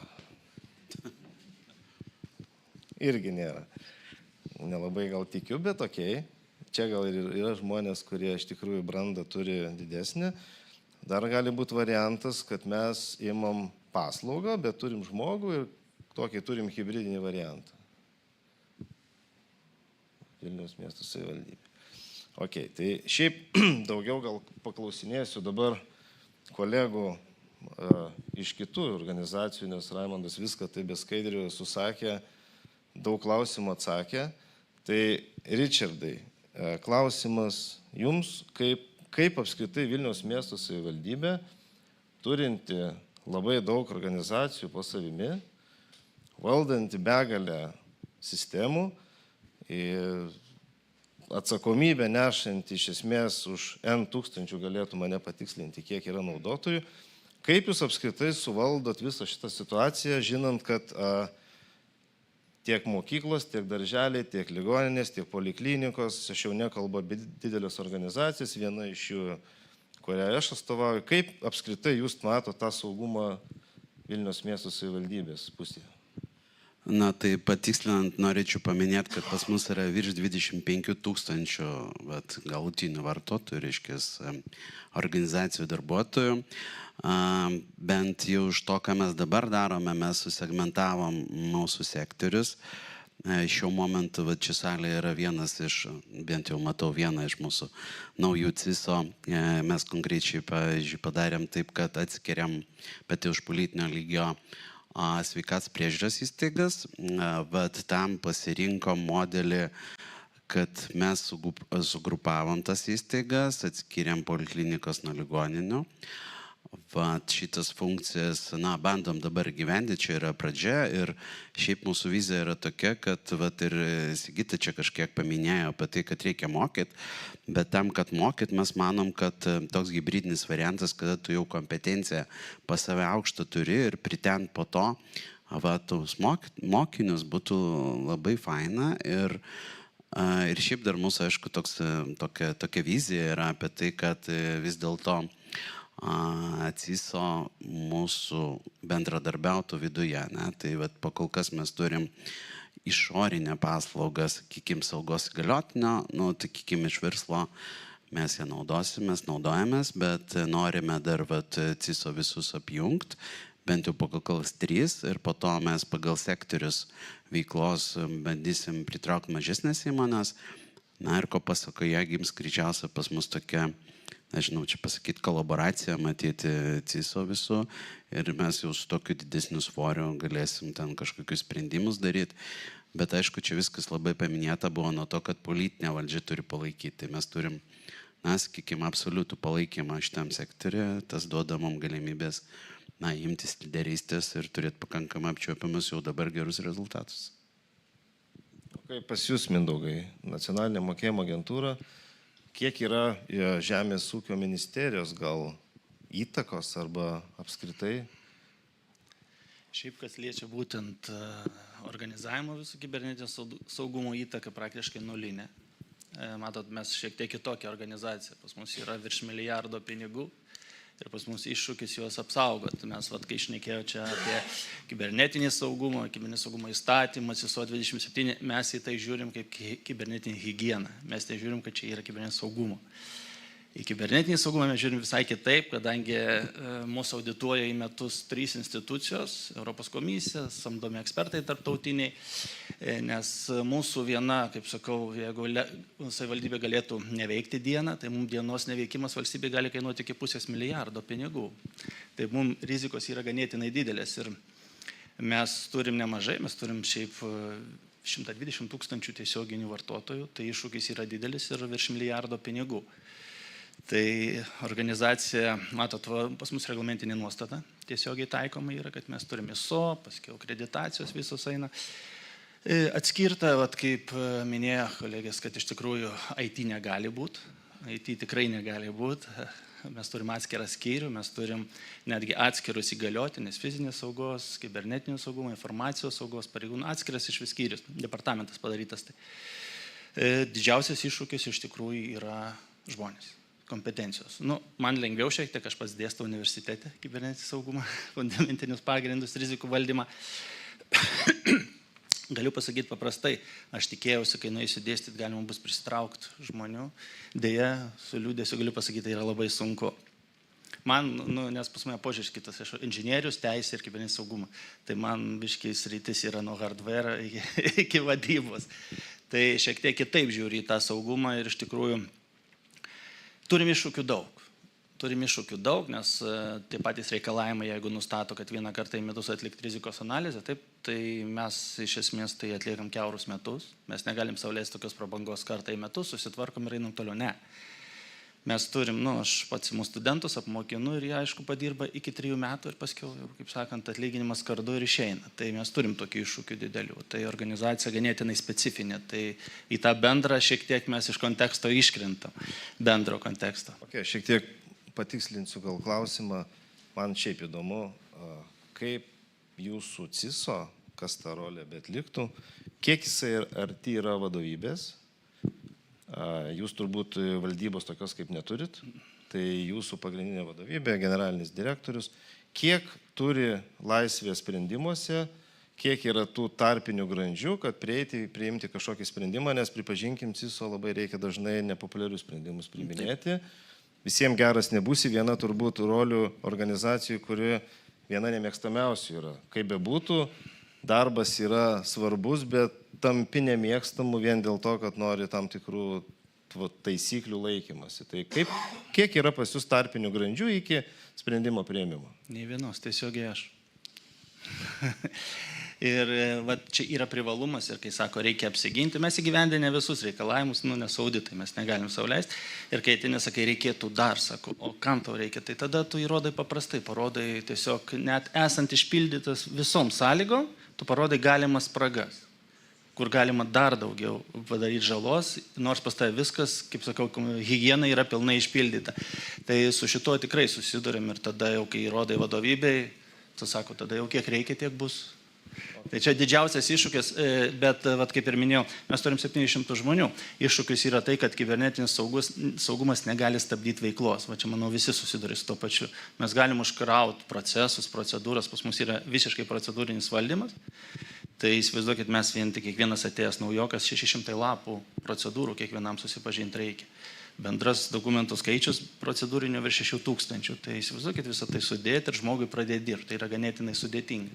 Bet pas mus yra mokymai nuolatiniai ir turim saugumo forumą, kas iš tikrųjų sprendžia, taip vadinamas, kas 3 mėnesius vadovybei pristatom spragas, sprendžiam ir čia, kaip sakant, diskusijų objektas, ar to reikia, ar to nereikia. Tai vienareikšmiškai tik tiesiogiai atskaitingas ir kitaip nebus. Dėkui. Raimondai, sunku kažką paklausti, kadangi taip labai aiškiai ir teisingai aš iš savo pusės žiūriu, viską pasakėt. Gal man toksai pačiam būtų įdomu ir kaip pats galvoji, ką reikėtų pasakyti valdybai, kad įtikinti, kad reikia pagalbos, kad reikia daugiau resursų ir kalbu tikrai ne apie pinigus, kalbu apie patį požiūrį, apie nusiteikimą, kad tai nebūtų vieno žmogaus problema ir panašiai. Kitaip sakant, kokius tinkamus žodžius parinkti, kaip tą pateikti, nes čia irgi menas yra, kaip prie to prieiti, pats minėjai, kad dirbai 10 metų ISO pareigybei, tai kaip pačiam pavyko pasiekti tai, ką šiandien turi. Čia labai gerai įvardinau kolega, kad reikia pateikti turbūt skaičius, ne? Paprasčiausias dalykas - nuostolį, rizikos lygį ir kuo objektyviau tą esamą situaciją. Ne? Ta objektyviai tai nereiškia, kad labai blogai arba labai vidutiniškai čia pas mus yra, bet turbūt tam tikrais KPI-ais, kuriuos sugalvoti kiekvienoje organizacijoje galbūt galima šiek tiek skirtingus ir kitokius, priklausomai nuo veiklos pobūdžio, bet parodyti, koks yra rizikos lygis ir ką reikia padaryti labai konkrečiai, kad tą riziką išspręsti. Negalima turbūt prašyti, kad tiesiog padidinkit resursus ir mes tada padirbsim geriau. Reikia pasakyti, ką mes konkrečiai turim padaryti, kad būtų tas kažkoks konkretus rezultatas ir atsispindėtų tam tikrose metrikose. Ne? Tai yra ta kalba, kurią kalba valdybos ar vadovybė ir tai yra tai, ko turėtų siekti. Ir va čia ir yra tas ISO, ne? Tu ISO dažniausiai žinai, ką reikia daryti ir pasakai, netitiksim kibernetinio įstatymo, dabar visi matėt, kokios baudos to kibernetinio, visiems viskas iš karto aišku, bet jeigu tu nori kažko daugiau, eiti toliau negu tą higieną, investuoti į struktūrą, į žmonės, į kitus dalykus, tada reikia šiek tiek pasistengti su metrikom ir va čia jau turbūt aš dirbdamas daugiau negu 10 metų ISO, prisipažinsiu, tikrai negalėjau skirti tiek laiko, kiek kad būdamas CISO, nes tu jau CISO tu turi ateiti pasiruošęs. Ir tave tai pareigoja jau dirbti šiek tiek kitaip. Dabar apie resursus buvau kaip ir nusiteikęs klaust, bet daug atsakėm ir per pristatymus buvo daug atsakyta. Man gal dabar apie tas kompetencijas. Vis tiek yra čia toks klausimas ir tikrai yra įvairių nuomonių.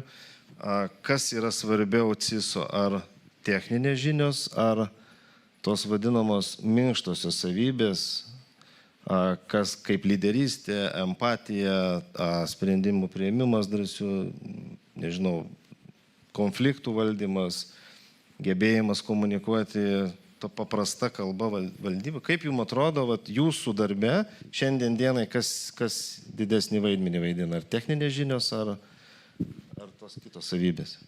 Aš, jeigu galima, dar šiek tiek papildysiu dėl valdybų, turėjau tikrai tokį rimtą atvejį, didelė kompanija Lietuvos, iš 10 susideda, turėjau valdybus ir žmogus su 10 metų patirtim skambina, sako, padėk, negaliu nieko pakeisti, jie sako, tu man neįrodai, jisai CISO, jam neįrodo, kad mums reikia pinigų. Tai būdais yra tik iš išorės, kaip sakam, savam krašte pranašų nebūsi, tada surinko jisai visus valdybos narius, mes jam padarėm tokią rimtą paskaitą su gyvais pavyzdžiais jų organizacijos. Sako, Mindaugai man davė 1 milijoną. Tai žinokit, galimybių yra, tai tik tai būdas. Kas liečia būtent šito klausimo, iš esmės vėlgi, ko mums reikia. Jeigu mums reikia atliepti visus teisės aktus, viską, techninio žmogaus nereikia. Bet jeigu mes norim užtikrinti tą tikrą kibernetinį saugumą, tada turi nuo iki. Tai va, čia toks ir būtų atsakymas, nes šiaip, vis tiek, jeigu jisai neišmanys pagrindinių technologinių žinių, jisai nesugebės. Tada jį, kaip sakant, tas, kur žemiau sėdėdamas galės į vieną į kitą pusę pakreipti, sakys, va šito reikia, kitaip negaliu. Nes mes susidurėm patys su labai didelė problema, kur iš esmės verslas labai gali daug dėžučių pasiūlyti nusipirkti, daug softo nusipirkti. Bet kartais tą patį vietoj 10 000 gali išspręsti už 100 eurų problemą. Tai va čia yra, kad nebūtų tas finansai ir atsiperkamumas turi būti pasverta. Tai čia iššūkis tikrai didelis. Aš gal dar pasakyčiau, kad vis dėlto reikia balansą siekti.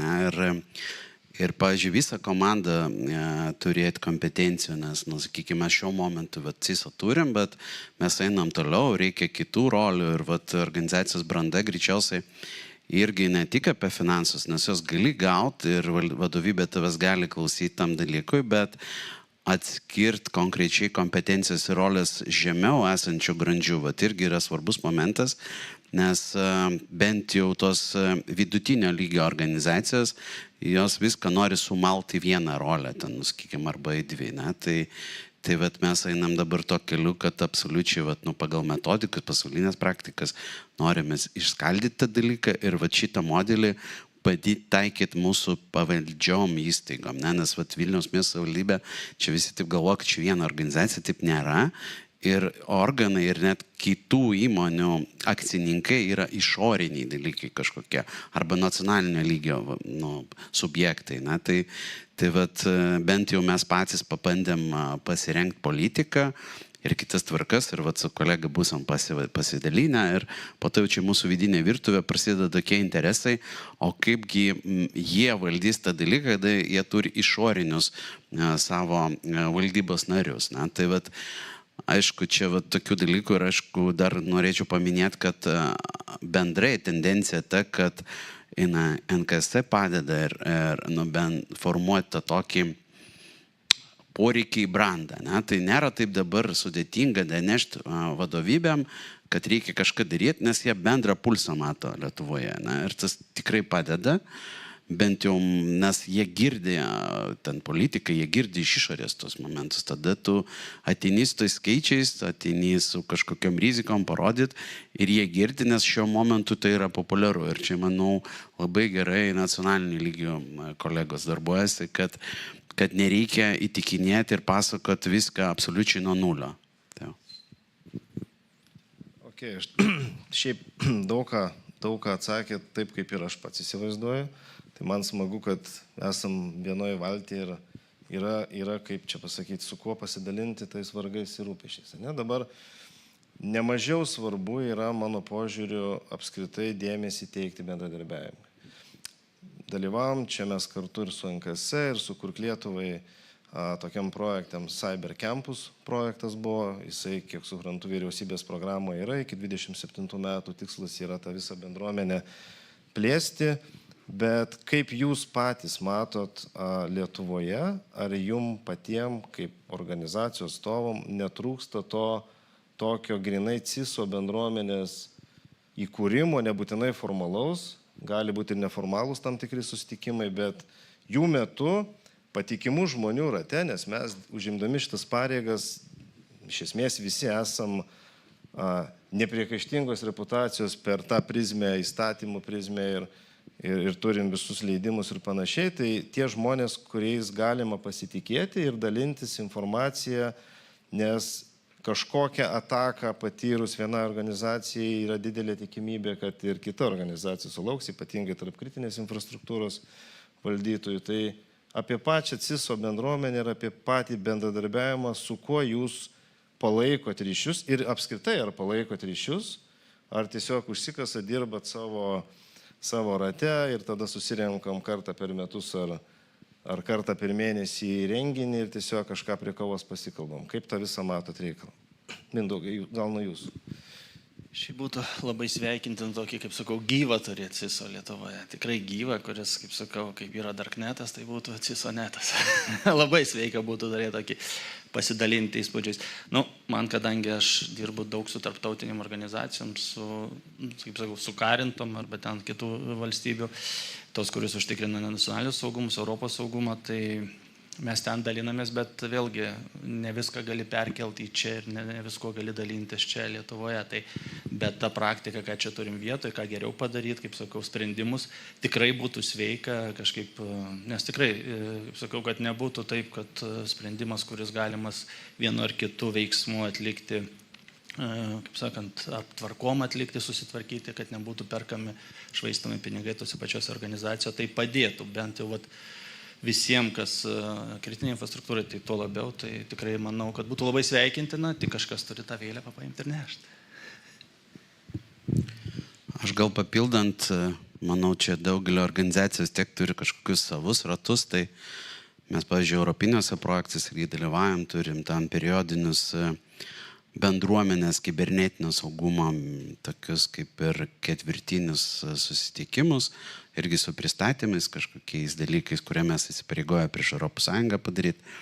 Tai bandom burti tą bendruomenę ir kai kas čia esančių salė irgi ten ateina, tai labai sunku pasakyti, nes daug mažų dabar vyksta tokių ratelių, arba vidutinio dydžio, kartais hebra persipina, dalyvauja vienur, kitur, čia daug pažįstamų žmonių yra, tai nežinau, čia taip labai sunku pasakyti, kas tas pagrindinius smuikų griežtų, nes visi nori traukti savo, mes irgi, pavyzdžiui, ten, kad ir mūsų organizacijai, mes jau tą dalyką supratom, kad to reikia, ir CISO rinksim, ir su jais kalbėsim, ir problematikas kelsim ir ties vėlgi apie lėšų švaistymus, tai kažkaip tai norim sukurti paketus, bent jau programinės įrangos patikrintos, jau čia einu į žemyn, bet apie ką tai kalba yra, kad nedaryti zoologijos sodo, turėti plius minus sprendimus panašius ir tą dalyką, tai reiškia, tu sutaupai ir daug laiko ir kompetencijų ir kitų dalykų. Tai per bendradarbiavimą, aišku, mes suprantam tada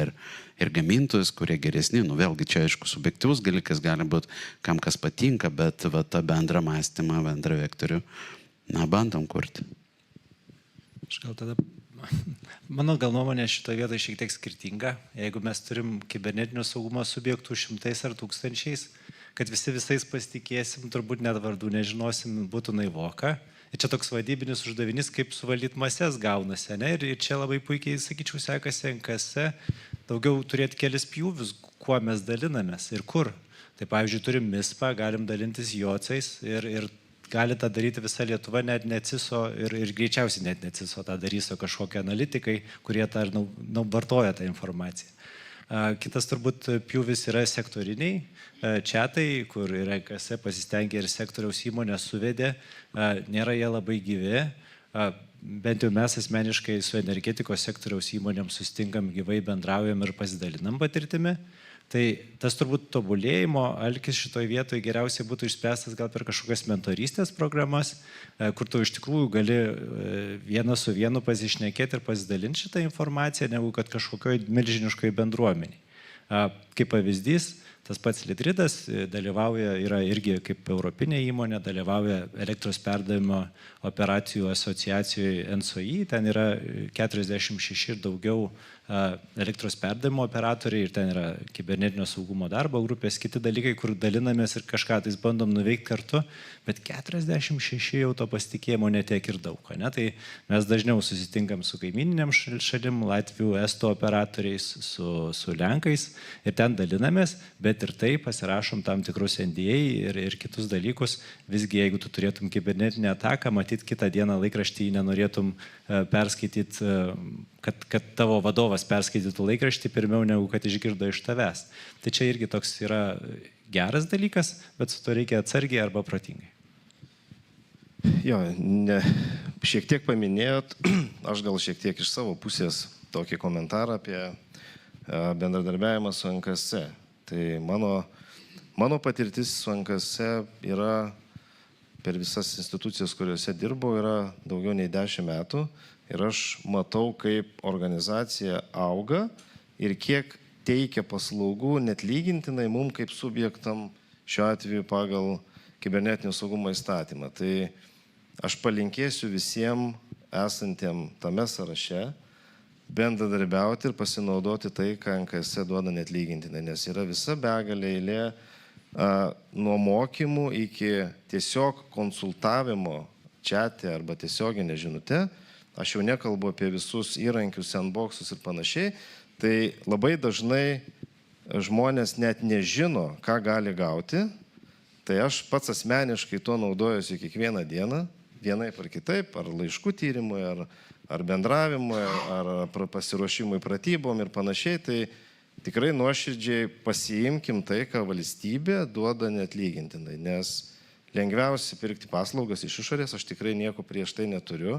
Aš esu už hibridinį modelį ir tai, kad iš šono truputėlį gauni irgi tokių dalykų, kurių nematai. Čia, kalbant apie pirmam pristatymę, buvo klausimas, turbūt Viktorijos klausimas buvo apie tai, kad jeigu darbuotojas daug metų dirba vietoje pačioje organizacijos, gali tų dalykų nematyti. Ir iš šono žmonės su tam tikrom žiniom, patirtim gali tai perteikti. Tai sakyčiau, reikia pradėti tą bendradarbiavimą ir tarpusavį pagal sektorius.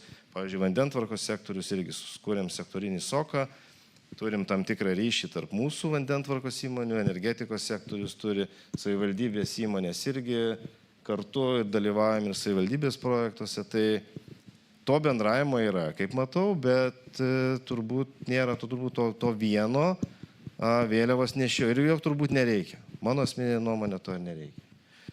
Ok, tai bendradarbiavimas, kaip ir aišku, gal klausimus vėliau paliksim po visko. Dabar apie dabarties iššūkius ir ateitį. Tai aš gal tiesiog neformuluosiu klausimų, aš tiesiog tokius pasakysiu kelius žodžius ir galim laisvai kalbėti. Tiesiog TIS2, kiek tai pakeitė jūsų gyvenimą prieš metus laiko atnaujinus įstatymą ir dirbtinis intelektas kaip toks, ar tai yra grėsmė, ar tai yra labiau galimybė.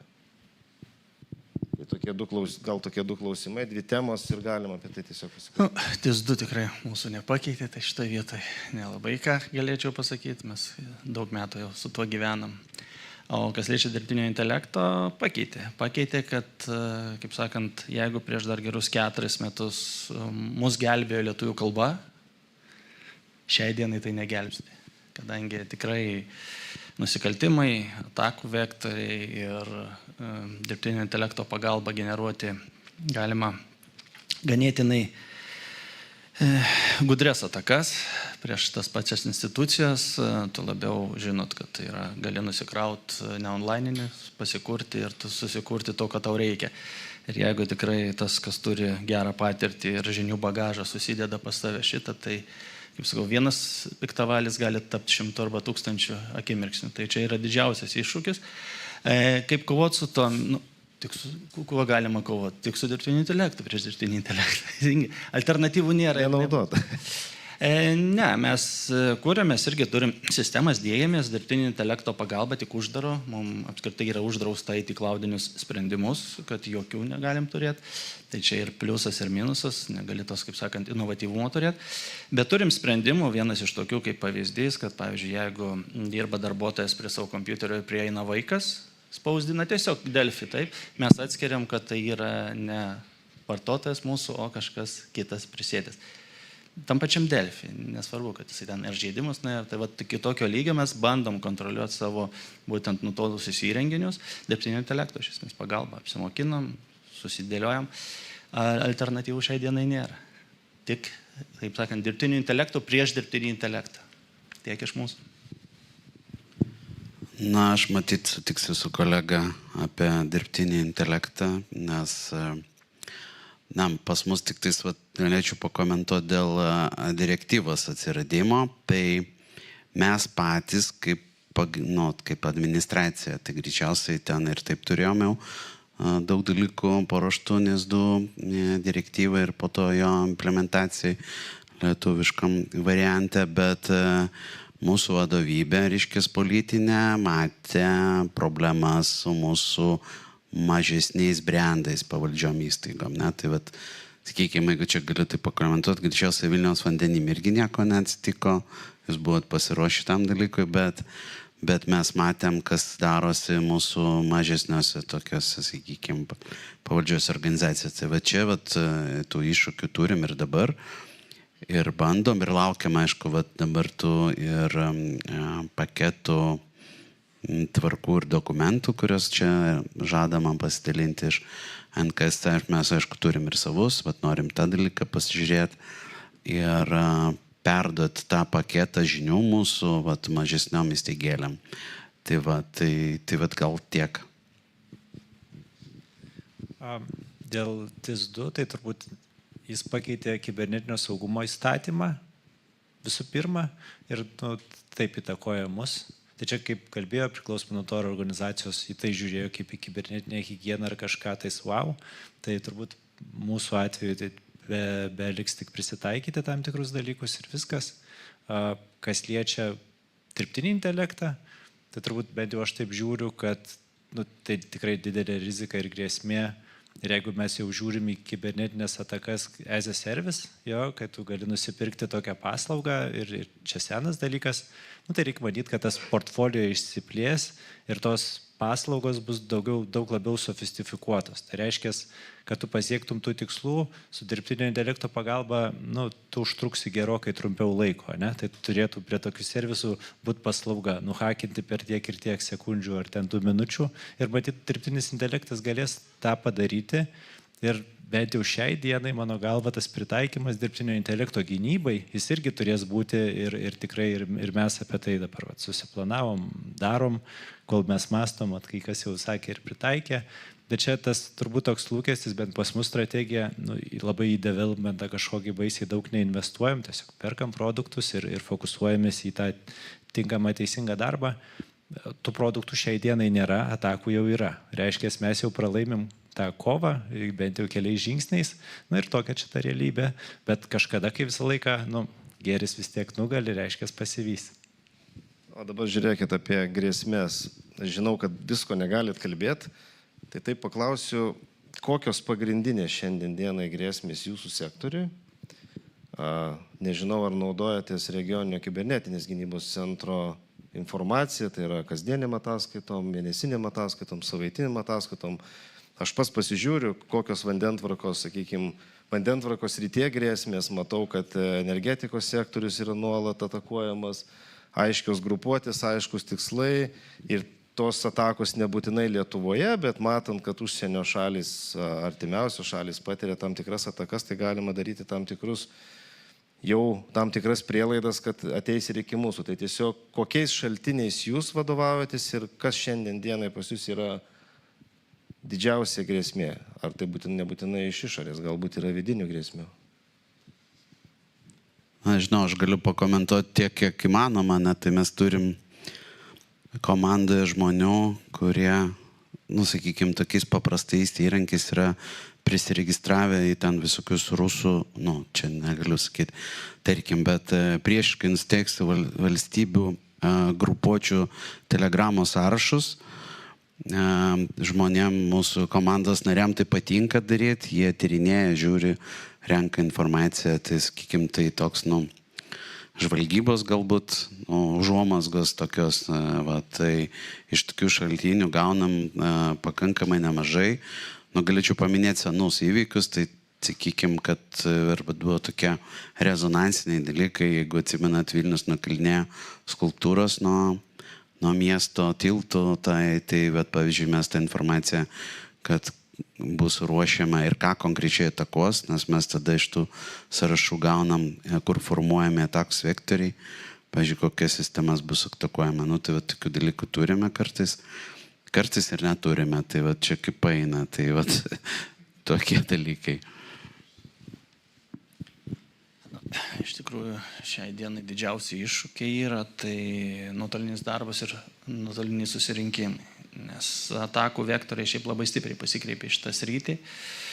Mes, kaip sakant, nesinaudojam darkneto, bet, kaip sakant, ryšiai su kitom organizacijom ne Lietuvoje tenka dalintis ganėtinai, kaip sakant, kai konsultuoja juos, jie konsultuoja tave, tiesiog tas keitimas jis vyksta ganėtinai greitai, operatyviai čia ir dabar, arba naktį būna skambučių sulaukiam, ką daryti vienu ar kitu atveju. Tai šitoj vietoj, aišku, norėtųsi kad toks keitimasis būtų NKSC imtų lyderystę ir jie skambintų, sakytų, yra, čia žvalgyba tokia, turim žinių, kad galimas atakas, tai šitoj vietoj norėtųsi labiau proaktyvumą, aišku, jie negali padengti visus sektorius, nes savivaldybė bus vienas sektorius, vandenim kitas, pas mus trečias, kaip sakant, dar kažkam bus Seimui, vyriausybei ketvirtas būtent, bet iššūkiai yra dideli, kas liečia būtent to, kad mes visi skubam bėgam, mums reikia nuotolinio darbo ir atakos, tarp kitko, į tos pačius Teamsus, šiai dienai yra aiškios, bet kaip su jom kovot yra labai sudėtinga. Tai šitų trūksta šitos informacijos.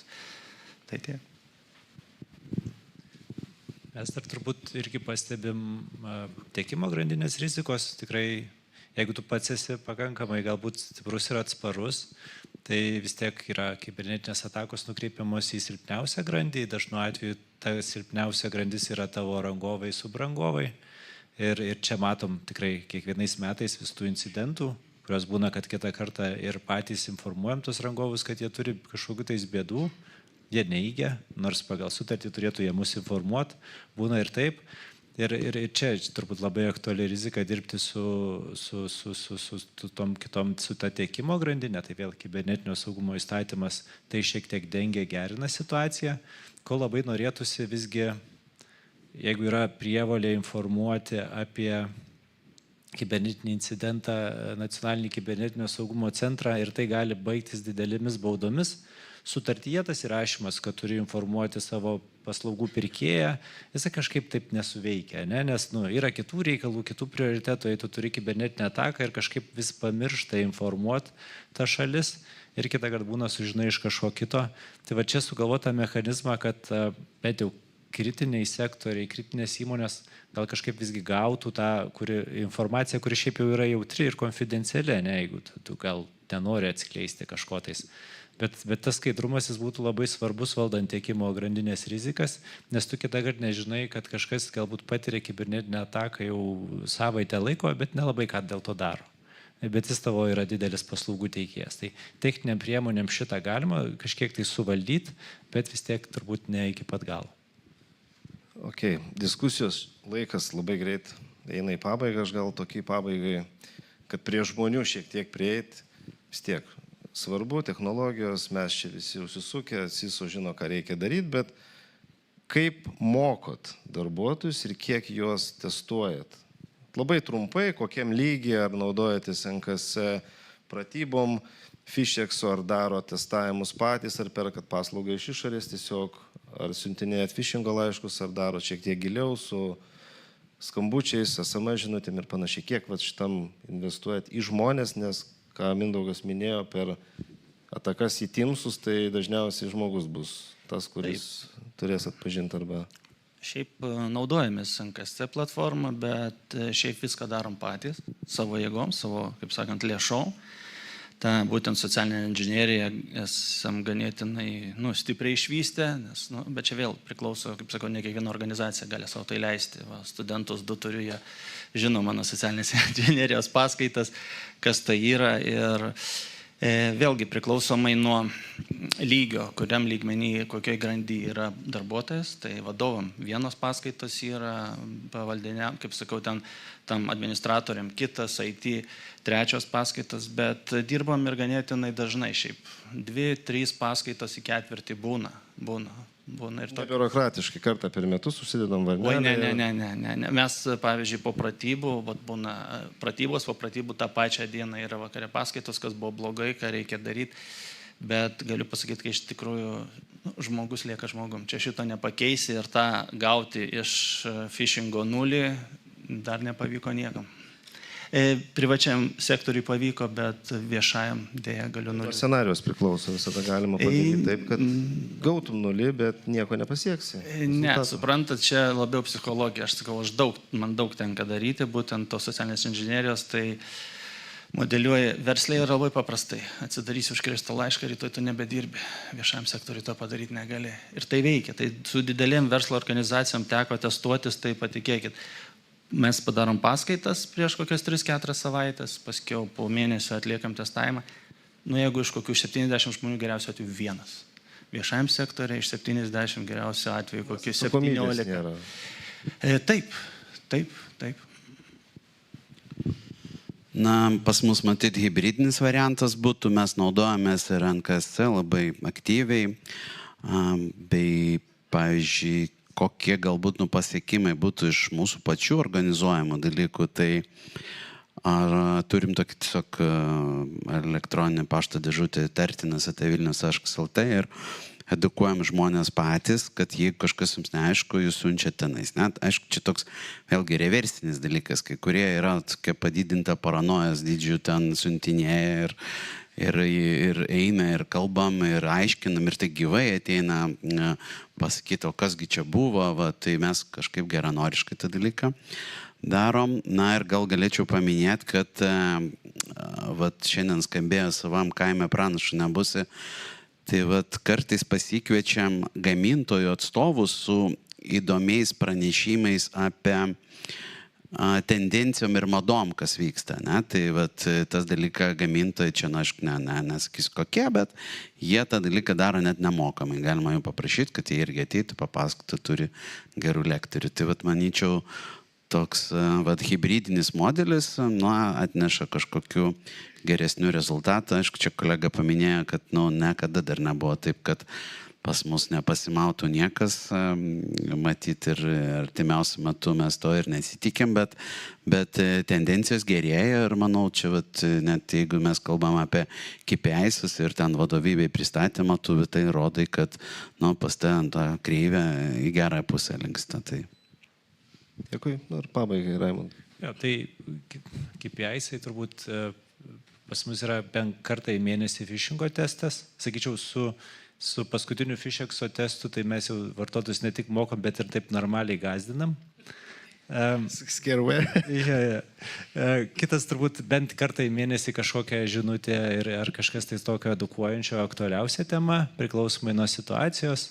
Vėl tie patys kursai priklausomai nuo pareigybės, ką minėjo. Kitas dalykas yra tas pats spalis kibernetinės saugos mėnuo, kaip awarenesso tokia iniciatyva. Kas čia dar? Jeigu neišlaiko žmogus phishingo testo, dar net leidinėjom, nes tie vis tiek procentai būna labai įvairūs. Kam dirbt po to. Bet būtent. Tai paskiau ir elektros neturėsim.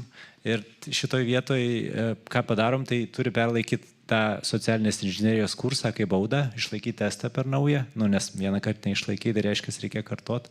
Tai pas mus toks požiūris, bet to griežtesnio žodžio turbūt reikėtų, bet kitą kartą sunku tą padaryti, nes visi iki užsiėmė, dirba kažką.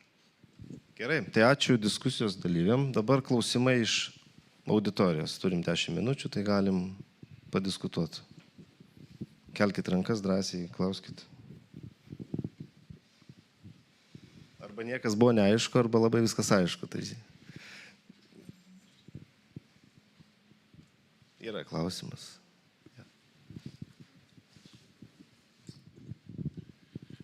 Sveiki, tai toks klausimėlis, jeigu, iš tikrųjų įmoniai daug procentaliai pagauta yra phishing'e, ką siūlot, ta prasme, kokius mokymai geriausiai vartotojai, nuo kokių mokymų pradėtų? Gal yra savanorių, kas norit? Ne, tai iš esmės, kaip sakau, baziniai tos phishingo yra, manau, tikrai rasit bazinius phishingo mokymus, bet vis tiek galima ir techniniam priemonėm dar išspręsti problemą, tai nereikia iš karto pult žmogaus purti. Su kuo dažniausiai yra susidurime, kad žmonės čia darbinis paštas, tampa kitam langė yra asmeninis paštas, tai pirmoje reikėtų tokius dalykus eliminuoti. Tai jūs mažinsit rizikas. Bet šiaip švietimas, pavyzdžiai, gyvų pavyzdžių, kuo daugiau. Sakau, labiausiai pasiteisino, šiandien mes kaip tik ryte padarėm phishingą. 3 valandą bus paskaita apie visą, kas įvyko, surinksim tuos būtent. Ir mes darom tą tikslinę grupę. Iš 700, tie, kurie paspaudė, ateina, po 2 valandas būna atsėdė. Bet tiesiog, matot, tie mokymai turėtų būti, kaip sakau, galbūt net iš NKSC pusės galėtų tokius bazinius paruošti vien phishingus, smulkius tokius, kad į tą pusę. Nes phishingas, kaip pavyzdį jums duosiu, visi žinot Nacionalinį visuomenės sveikatos centrą, taip? NVSC, taip? Kitą dieną, kai šitas išėjo NVSC, aš nupirkau domeną NSVC. Kaip manot, kiek su šituo paspaudė nuorodų viešajam sektoriui? Mes daug padarėm labai testų. 8%. Man į šitą paštą nieko nedarant atsiunčia iš ministerijos pundą asmens duomenų, taip, su daktarų antspaudais, kiek suvakcinavo. Tai nėra normalu tada valstybėje kažką šitą vietą, nes kol tai nepaliečia finansų, tol mes nebandom to, bet tiesiog kartais paprastas sprendimas, tai gerai, aš nupirkau, bet jeigu tai nupirktų nusikaltėliai, išnaudot galima prieš visą Lietuvą. Tai mes turėtumėm tam, kaip sakant, kitam lygmenį pereiti, į kitą lygmenį su to phishingu, gal daugiau švietimo. Nežinau, NKSC ar žada eiti į mokyklas, mokyklose per vaikus, į tėvus, šitie dalykai turėtų prasidėti. Mačiau, klausimas yra moteris. Aš norėjau šiek tiek, kad pakomentuotumėte ataką susijusią su Teamsais, tarkim, koks tikslas, ar išgauti informaciją, ar blokuoti susitikimus, ir kaip nuo to apsisaugoti. Apsisaugot praktiškai niekaip, jums ateina nuoroda tiesiai patvirtinti į kalendorių. Jūs užtvirtinat ir paskui jau technikos reikalas, ką su jomis darys. Veikia tikrai, tarp kitko, šita vienintelė, kuri galima drąsiai pasakyti, yra iš Rusijos, organizuojama per Ispaniją. Tai klausimas, ar Ispanijoje sėdė šitą, bet, kaip sakau, kitam galia rusakalbiai. Galiu tik tiek pasakyti, tiesiog jeigu jūs gaunat bet kokį kalendorių, nereikia tvirtinti skubėti, tikrai nereikia skubėti tvirtinti, čia paprastas, kai aš išmokinu darbuotojus, kad jeigu tai nesusiję su darbu, tu jo neatsidarai. Nu, vat galim tokį trumpą, kaip sakant, jeigu turim minutę, paprastą pavyzdį, mes darėm kažkada vieną testą, kad Vilniuje nebus vandens. Taip, organizacija didelė, neminėsiu, kuri 1200 darbuotojų, valstybės tarnautojai. Ir suspaudė, kaip manot, kiek galėjo suspausti, kad Vilniuje nebus vandens. Nukreipėm nuorodą į kalendorių, kad bus... Ir paskui mes padarėm, tai buvo didžiulė, tai buvo virš 600 žmonių suspaudė, tai buvo čia seniai, prieš keletą metų. Ir paskui mes tiesiog darėm apklausą, kodėl vienkiemį gyvenanti moteris, kuri dirba ten Kėdainiuose, spaudžia tokią nuorodą, kai su jie nesusieta. Sako, tai gal pas mano Vilniui kolega nebus vandens. Tai vat nuo tokių pavyzdžių mes ir užeinam iš toli, kad jeigu tai su tavo darbu nesusieta, tokie yra visi piktybiniai laiškai. Nes, apsimest gali bet ko, kaip sakau.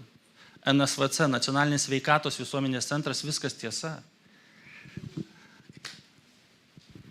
Tai gal papildant dar greičiausiai tai reiktų didinti tiesiog, tokie skamba žodžiai, sąmoningumas, bet iš ko jis ateina? Greičiausiai iš mūsų darbuotojų visų, kad jie irgi yra perdegę, turi didžiulį krūvį. Ir kada tame krūvė būna žmogus, bet koks išorinis dirgiklis, o būtent, pavyzdžiui, socialinio inžinierijos dirgikliai yra padaryti taip, kad būtent tokioj būsenoj, kada savo sąmoningumas yra mažesnis, kad tu jį paspaustum. Tai vienintelis, matyt, metodas kažkaip apeliuoti tai, kad žmonės, kažkiek bent jau atsikvėptų, kažkur dėmesį prieš spaudžiant susifokusuotų. Ir, bent pagal mūsų praktiką, tai tokie ypatingai labiausiai pakimbantis žmonės, su jais reikia individualiai kalbėtis. Tiesiog ramiai, tvarkingai, be grasinimo, be streso, nes jie kažkodėl tie žmonės, bent jau čia mūsų nuomonė, čia kolegos gal papildys, tai ypatingai panirintis į darbą žmonės, tokie, kurie su visa galva paneria, jie yra labiausiai pažeidžiami. Bet čia sakau, čia tik mūsų patirtis, nebūtinai yra teisinga, bet su tai žmonėmis reikia individualiai kalbėtis ir kartais pas mus tokia praktika, kad ir, aišku, mes turim, planuojam savo laiką, bet tie žmonės, kada ateina, mes individualiai su jais kalbam ir nesakom, kad žiūrėkit, ten penktadienį bus jums bendras mytas, o tada ateisite ir pakalbėsim, bet pavyzdžiui, dar ir, galbūt vienas iš tokių žaidimo momentų, kad jeigu tam žmogui pavyko paaiškinti ir jis jau yra suprantantis, kad jis galėtų iš savo prizmės papasakot savo kolegom. Tai tas skleidimas informacijos galbūt protingas, nežinau, mes kartais bandom, ar tai geri vaisiai, kartais taip, tai čia tiesiog galiu pasidalinti, jeigu turit laiko, skirkit žmonėm individualaus dėmesio, tai atneš pakankamai gerą rezultatą. Aš gal pakomentuosiu dar, bent jau pas mūsų organizacijoje, jeigu personalas nori nusiųsti kokį nuorodą, failą ar apklausą į išorę, tai prieš tai rašo visą laiką laišką, nes tikrai didelė dalis žmonių gali atraportuoti kaip phishingą, arba nepadarys to, nesakys, tai čia greičiausiai kažkas apsimetinėja, šito nelaukiau. Tai toks kultūros lygis yra gerai iš saugos pusės, nežinau, ar kultūriškai kitom prizmėm yra gerai, bet toks išsiugdymas, jei kažko nelaukiai, tai gal pasižiūrėk kritiškai. Tai yra labai neblogas. Dėkui, dar turėjom klausimą.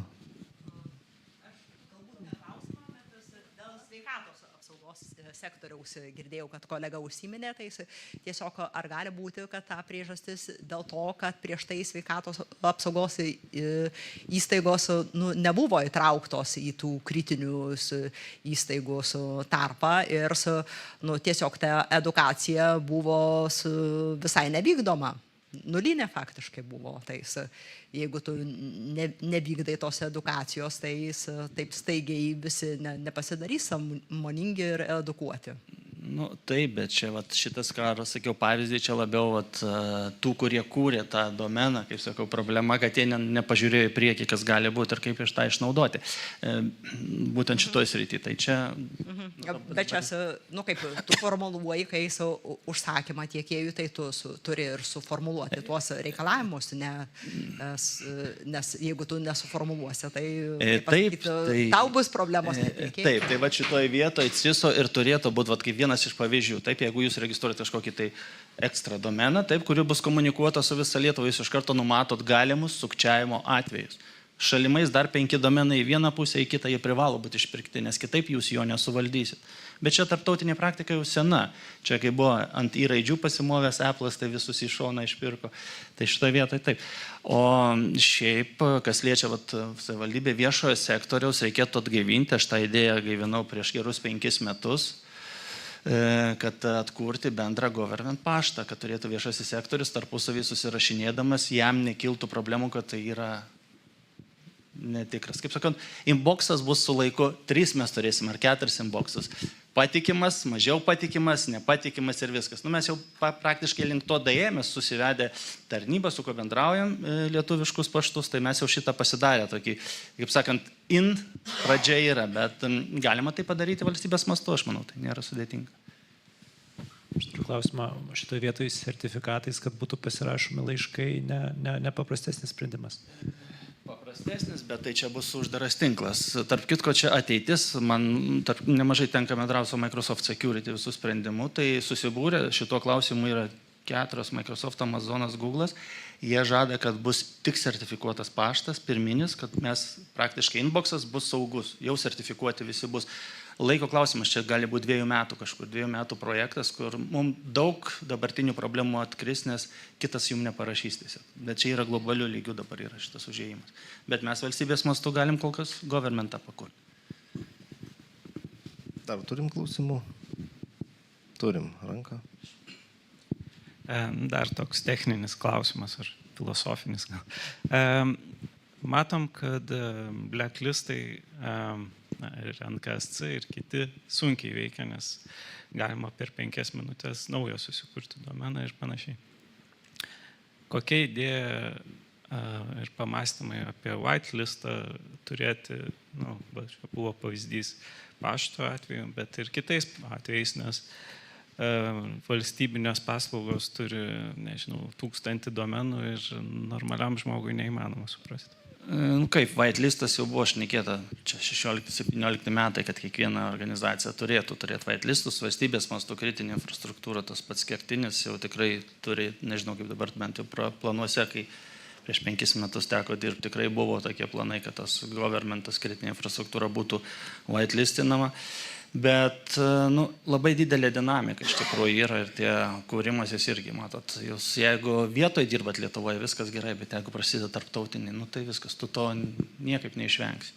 Ir mes turim problemų su tais pačiais EU visais domenais, nes pas mus darbas yra labai daug laiškų su visa Europos Sąjunga, tai čia yra didelis iššūkis. Iš tikrųjų, jeigu savivaldybė, tai maždaug Vilnius, o pas mus visa Europa ir tu žinai, kad pavyzdžiui, jeigu mes matom, kad ispaniški adresai, ten kaip kažkodėl tai šie 3 metai parodė, toks jausmas, kad pusė Rusijos persikėlė į Ispaniją gyventi. Ir atakos pagrindė eina iš ten ir tikrai nemažai yra tiek informacijos, kad iš tos pusės. Whitelistinimas vienas iš tų gerųjų praktikų būtų, bet pradėti reikia nuo paprastų. Ta, ką galite jūs pareina dabar, pasidarot 1 paštas, 2, 3, 4 ir jau jūs turit tą phishingą sumažinat iki minimumo iš tikrųjų. Phishingo grėsmės čia nėra sudėtinga. Ok, tai mūsų laikas kaip ir išseko. Visiškai pabaigai, tada kolegos po sakinį, ką patartumėt organizacijom, kurios neturi CISO arba kitaip įsivaizduoja CISO, nei jūs matot. Po sakinį tiesiog, koks patarimas, ar kažkokią žinutę nunešti vadovybėje po šito renginio, kad išsineštume kažkokį, turėtume atgalinį ryšį. Aš tai siūlyčiau tada, jeigu šita transliacija yra transliuojama į YouTube, tai tiesiog linką nusiųsti ir duoti vadovybei pažiūrėti. Gal geriausiai yra palyginimas tas pats bendrai CISO, bendrai kibernetinio saugumo įstatymas, kaip kelių eismo taisyklės. Šiai dienai tai galima dėti lygybės ženklą. Mes be kelių eismo taisyklių, ar saugiai nuvažiuosim. Tai be to pačio kibernetinio saugumo, tiek CISO turėjimo, mes nepajudėsim saugiai iš vietos. Jeigu jūs neturit, čia mes kaip išnekėm, tai yra minimali higiena. Tai nešnekam apie tą, tik čia yra minimalus, kas turi turėti kiekviena organizacija nuo mažos iki didelės. Galima ir ant vieno žmogaus sukabinti viską, bet kad minimalius reikalavimus perskaitė tą įstatymą, kas turi būti susidėję, tai čia toks palinkėjimas, ar 5 žmonės dirba, ar 10 žmonių, bet tą reikia turėti. Raimondai, pabaigai. Iš mano pusės turbūt atlikti rizikų vertimą ir parodyti, kokios rizikos yra. Ir jeigu tai yra tokio pobūdžio vadovas, kur neveiks šitą strategiją, nu tai parodyti kitą panašią organizaciją, kur yra gerai. Ir tada gal tokio pobūdžio vadovą tai paveiks kažkaip kitaip emociškai. Bet iš tikrųjų tai parodyti rizikas, kibernetinio saugumo įstatymo baudos didelės, jeigu tai yra subjektas, jeigu ne, turbūt vis tiek tai yra galbūt elektroninis verslas ir panašiai.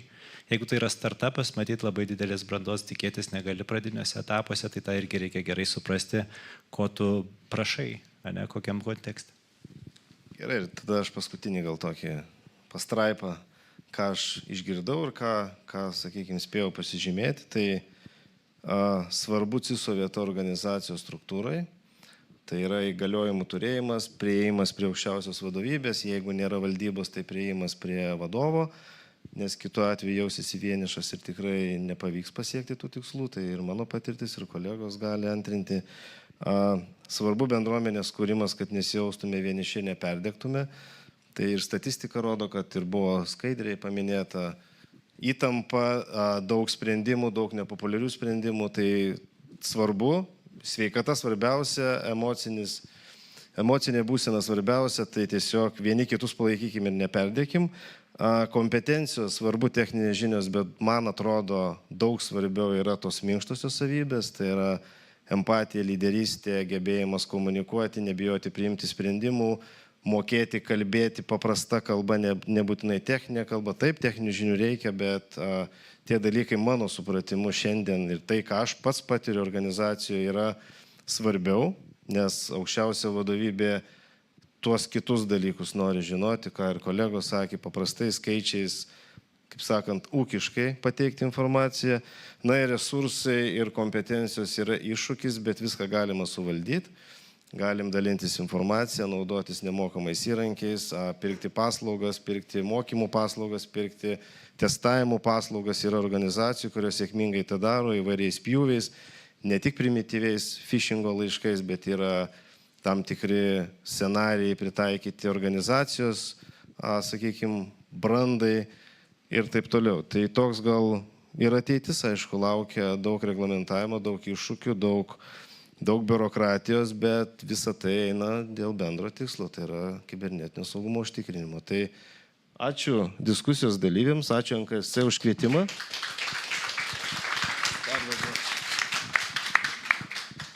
Ačiū labai. Iš tikro įdomios patirtis. Dėkoju visiems panelistams už atvirus ir tokius įdomius atsakymus.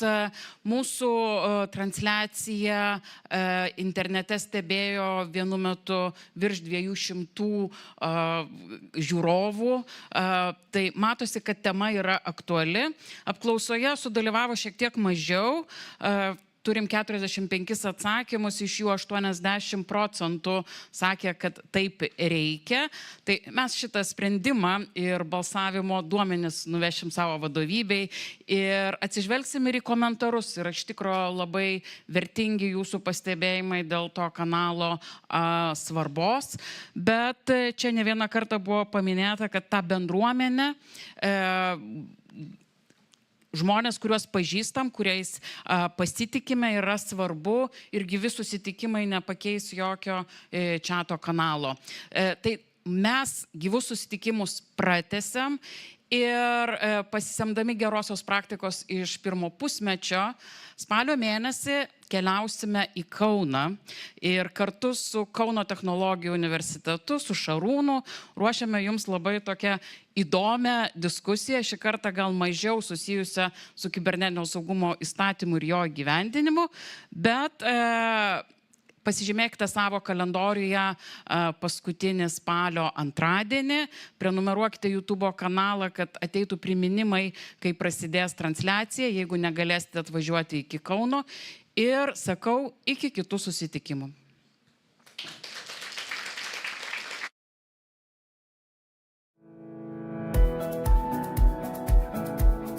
Pradėjo veikti kibernetinio saugumo subjektų registras. Organizacijos įtrauktos į šį registrą vadovas privalo užtikrinti, kad jo organizacija laikytųsi kibernetinio saugumo reikalavimų. Jums kyla klausimas, kokie organizacijos darbuotojai turi būti paskirti atsakingi už kibernetinį saugumą ir vykdyti su tuo susijusias funkcijas? Kibernetinis saugumas – tai komandinis darbas. Labai svarbu organizacijoje kuo skubiau suformuoti kibernetinio saugumo komandą, kuri parinktų, pritaikytų ir į esamus procesus integruotų naujas kibernetinio saugumo priemonės. Pirmiausia, privalėsite paskirti kibernetinio saugumo vadovą. Jis bus atsakingas už organizacijos atitikimą teisės aktuose nustatytiems reikalavimams. Jis yra tiesiogiai atskaitingas organizacijos vadovui ir kilus klausimų bendradarbiaus su NKSC. Taip pat turite paskirti saugos įgaliotinį, kuris bus atsakingas už konkrečios tinklų ir informacinės sistemos atitikti nustatytiems reikalavimams ir atliks kitas funkcijas. Priklausomai nuo organizacijos dydžio ar veiklos pobūdžio, galima pasitelkti ir daugiau saugumo specialistų. Nuo papildomų saugos įgaliotinių iki vidaus auditorių ar trečiųjų šalių teikiančių kibernetinio saugumo paslaugas. Tik efektyvus bendradarbiavimas tarp organizacijos darbuotojų, paslaugų tiekėjų ir vadovybės kuria atsparumą kibernetinėms grėsmėms. Todėl kibernetinis saugumas prasideda nuo kompetentingos komandos.